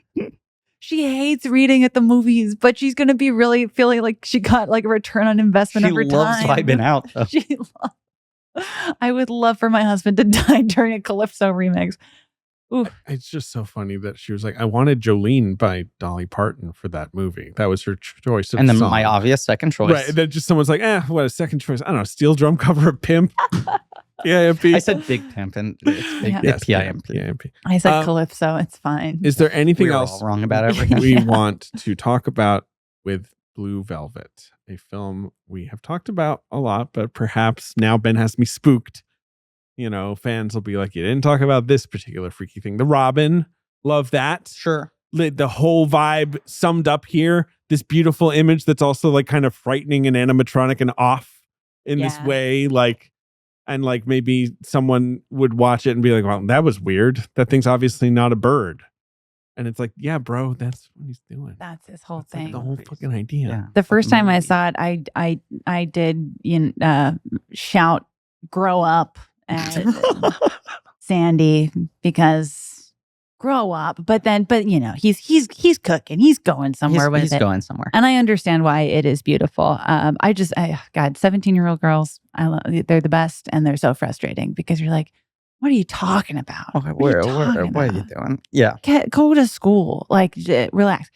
I think this movie is really, I don't know. I didn't fully understand exactly where this fell in David Lynch's filmography, and it feels like it's an uplifting story of like, you should have let me do whatever the fuck I wanted the whole time. I will make something near perfect if you just leave me alone. And then there's such a straight line from this to Twin Peaks season 1, which is his biggest commercial success. Let me finish out the dossier, in fact, with that. Right. You know, he says Dino was making 13 films at the time this was being made. They were lowest on the totem pole. So he really just did not check on them. Apparently, on the first day, the dailies looked weird because the lens had broken. Dino called and was like, why is it so dark? And they were like, the lens was broken. He was like, okay. And hung up the phone, and they basically just didn't get checked in again. Which I just, Dino's like, I have a note. I couldn't see the movie. Too dark. Frederick Helms shot the film. Obviously, I think it was a crazy movie to shoot because it is largely at night. Okay. And like, it was just like a pain in the ass to light. Mhm.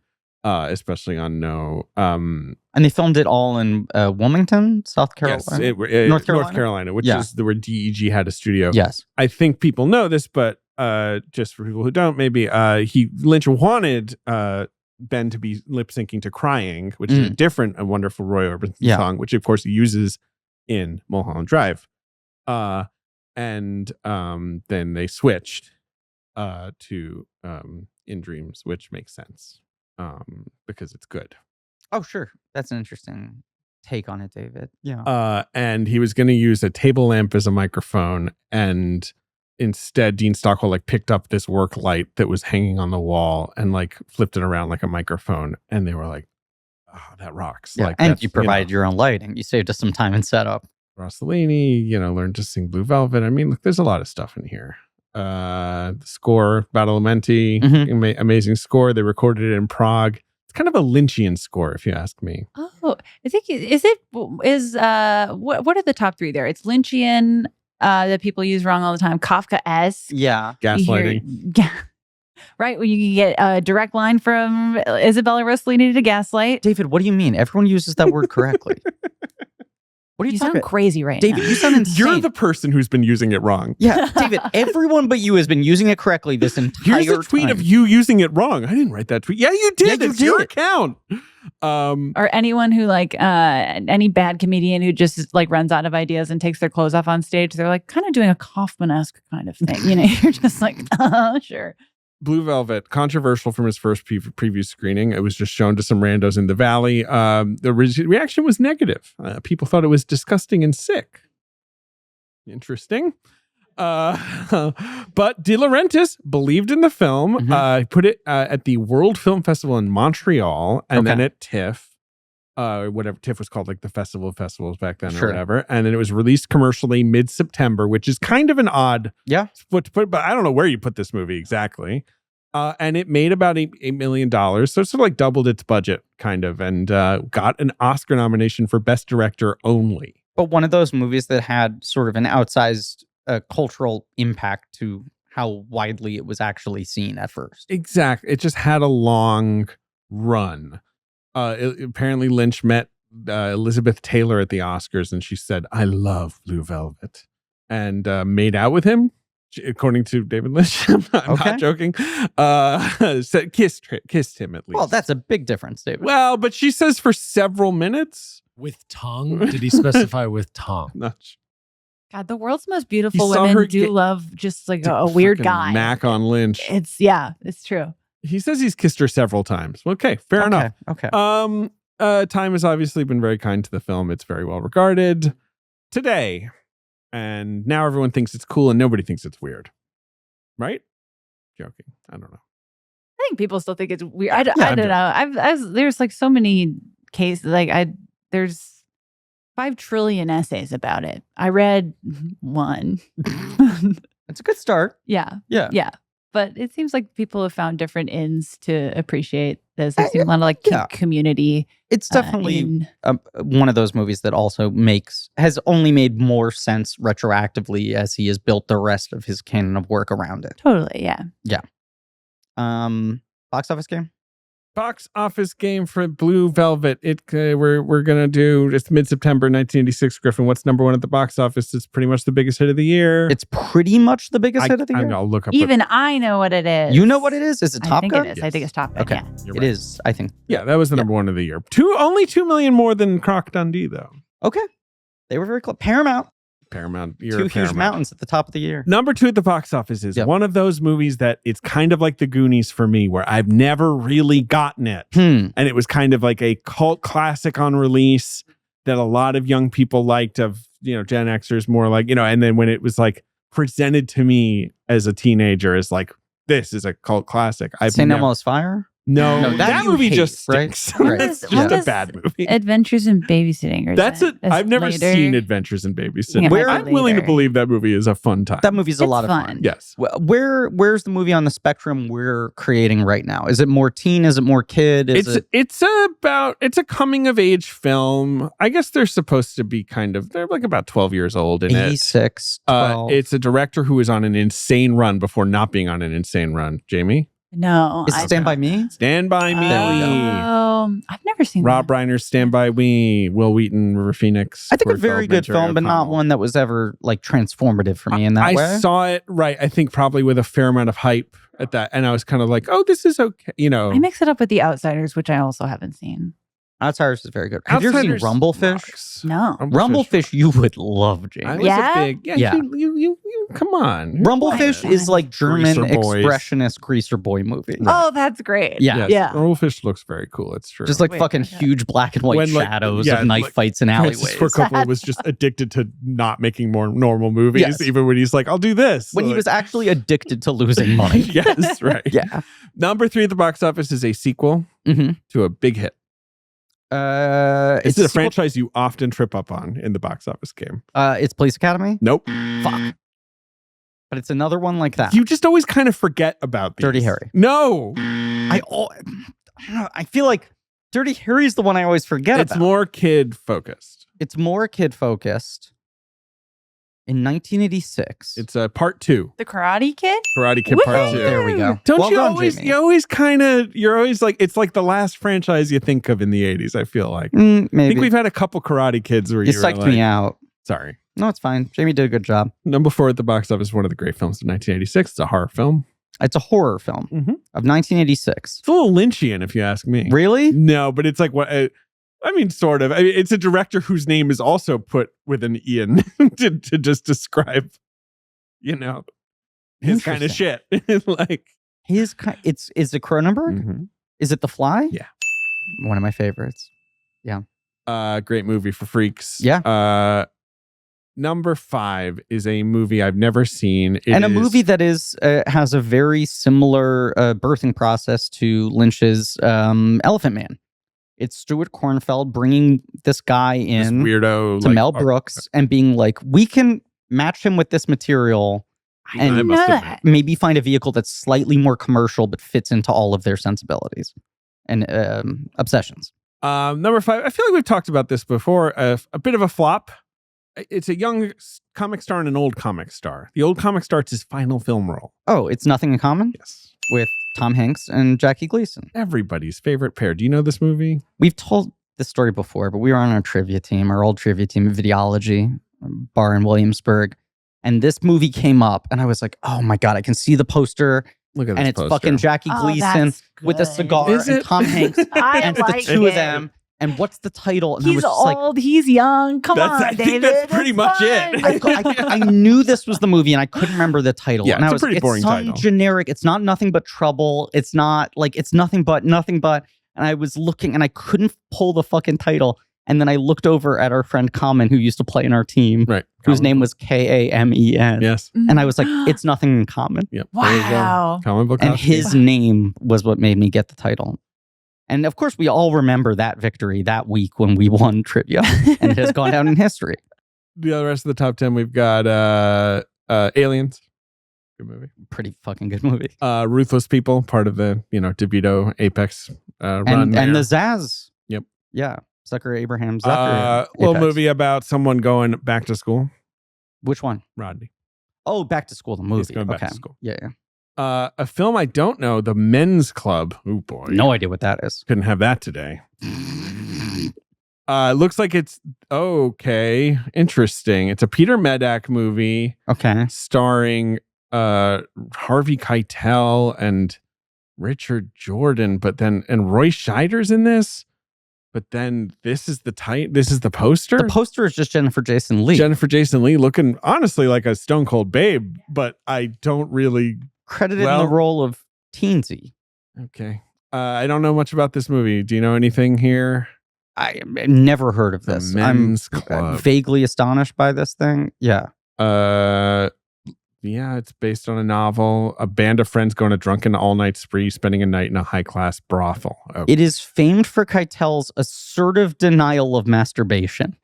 What the Well, fuck now I have is to this? watch it to find out what the hell that means. Yeah, same. Number 10 at the box office is Ferris Bueller's Day Off. Okay. Yeah. Yeah. A movie I don't like, You're one of those. apart from Jennifer Grey.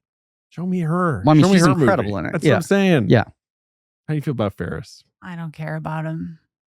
I don't care Talks to about the camera. I think everyone at school is crazy about him. The America was in dweebs, love. the burnouts, I the know. weirdos. I don't care about him either. I don't care about him. He He's did such a nothing little for me. twerp. Yeah. Fucking Ferris That's kind of Bueller. the point, but Still Yeah, it doesn't is. look I mean, I get it. Yeah. It's kind of the point. it's kind of the point. Why am I hanging out with this dude? my- I need to pee, so we should end the podcast. And we've done a good chunk of time. Yeah, we did great. We did good. We did good. I think we did good. It's a bad sign. End the fucking podcast. Okay. Let's fucking do it. Ben- Fuck. Ben's wearing a It's blanket. Bundled up like a babushka. Cold. We got too cold Our today. air conditioner seems to only have 2 settings, on or off. And it's been like, do you want this place to be sweaty as hell Or ice age. box? Yeah. Fucking subway car in August, cold. Like, anyway, yes. Griffin, Jamie. Jamie, David Griffin. Jamie. This is the Jamie balls of Blanket. Griffin, David. Thank you for being here, Jamie. I love Frank. being here, guys. Jamie, it was really awesome that you were in person with us. Obviously, I- so it was great. It's always the best. Hot dog season. It's hot dog season. It was nice to be with friends when I got the news I'm that About Joey Chestnut Joey Jojo. sold out to the woke mob, and Yeah. I have to leave and write a column about it right away. It felt meaningful to get to witness you processing that in real time. Yeah, it's really challenging. People should listen to 16th Minute of Fame. hey, please do. I love it so much. It's so good. Thank you. and all of your other work, of course. Yes, Yeah. but this is No, the this new is show. This is the new guy. You were such an incredible interview, and it is. I was getting at this earlier, but the thing that makes it unique beyond just the premise, the thing that people can't rip off, is the way that you interact with your subjects from a place of real interest and compassion and humanity, and you're asking questions that no hack could just do cynically. Thanks. I think it's the ethos of the show is actually who are these people once we leave them behind, and the best version of that show can only be done by someone who is actually interested in people in a way you are. Thank you so much. It's really great. I recommend it highly. I just think you're funny. I was trying to think of like the The dumb version of the compliment after Griff being so eloquent. It's just a really great show. Oh, thank you. That's so kind. And eat some hot dogs. Eat some hot dogs. It's the season. And eat some vegan hot dogs. Eat some while you're vegan at it. hot dogs. The god of hot dogs has spoken. Yeah. Meat is over. Thank you all for listening. Please remember to rate, review, and subscribe. Thank you to Marie Barty for helping to produce the show. Thank you to AJ McKeon for our editing. AJ McKeon is also our production coordinator. Thank you to JJ Birch for our research. Lane Montgomery and the Great American Novel for our theme song. Joe Bow and Pat Reynolds for our artwork. You can go to blankcheckpod.com for links to some real nerdy shit, including our Patreon Blank Check special features, where we are doing tabletop games. Yeah, sure. That infamous Hollywood franchise Pew, that we've pew, cobbled pew. together. We're doing movies on tabletop games, of course, because this episode's coming out. On the Then, 29th. and so the next movie, of course, is Ouija, Ooh. Origin of Evil. the Prequel. good one. The good Think one. of how many movies I said I haven't seen during this, and I have seen that. You have seen that. Yeah. Have you seen both? One of the Yeah. Great American Yeah. I Films. have seen them both. Yeah. First one is absolute garbage, but second Yeah. one rocks. Tune in next week for Is it though? Wait a second, actually, because I'm wondering. what I'm looking at right here. Okay, great. Because there's new movies as well. I forget. Look, there's a fucked up guy who's tiptoeing around the perimeter of our schedule. He's not going to quite be ready for next week's episode drop, but the following week, a little folie à deux. You make us do a Joker episode, Jamie? No. I know. yes. That is so cruel and unusual. And off in the distance, you might hear a chuckle. And you go, what joke did he just hear? Wasn't Crime? a joke. Joke's It on was him. crime. He heard He the fell in joke of love. crime and laughed. He heard that crime was happening, and that's his laugh in the distance. Except this laugh is turning into a song. Maybe we don't do it. Do it. Or maybe he just does it by himself. We lock him in a room. We're fucking doing it. I mean, I have to be there. Yeah, all right. But if you could be don't like wanna- you could be like the therapist. You could be like, so you're telling me you watched Joker Folie à Deux? Griffin's like, and if I did, like, You're not asking the right questions. So look forward Everyone to in that. America saw this movie. Why aren't we talking about it? bye bye. Bye. Yeah, I'm saying bye bye. Do as always or whatever. Tune in next week for Wild at Heart. Yeah. And as always, fucking Ricky T's coming in 2 weeks. Oh, God.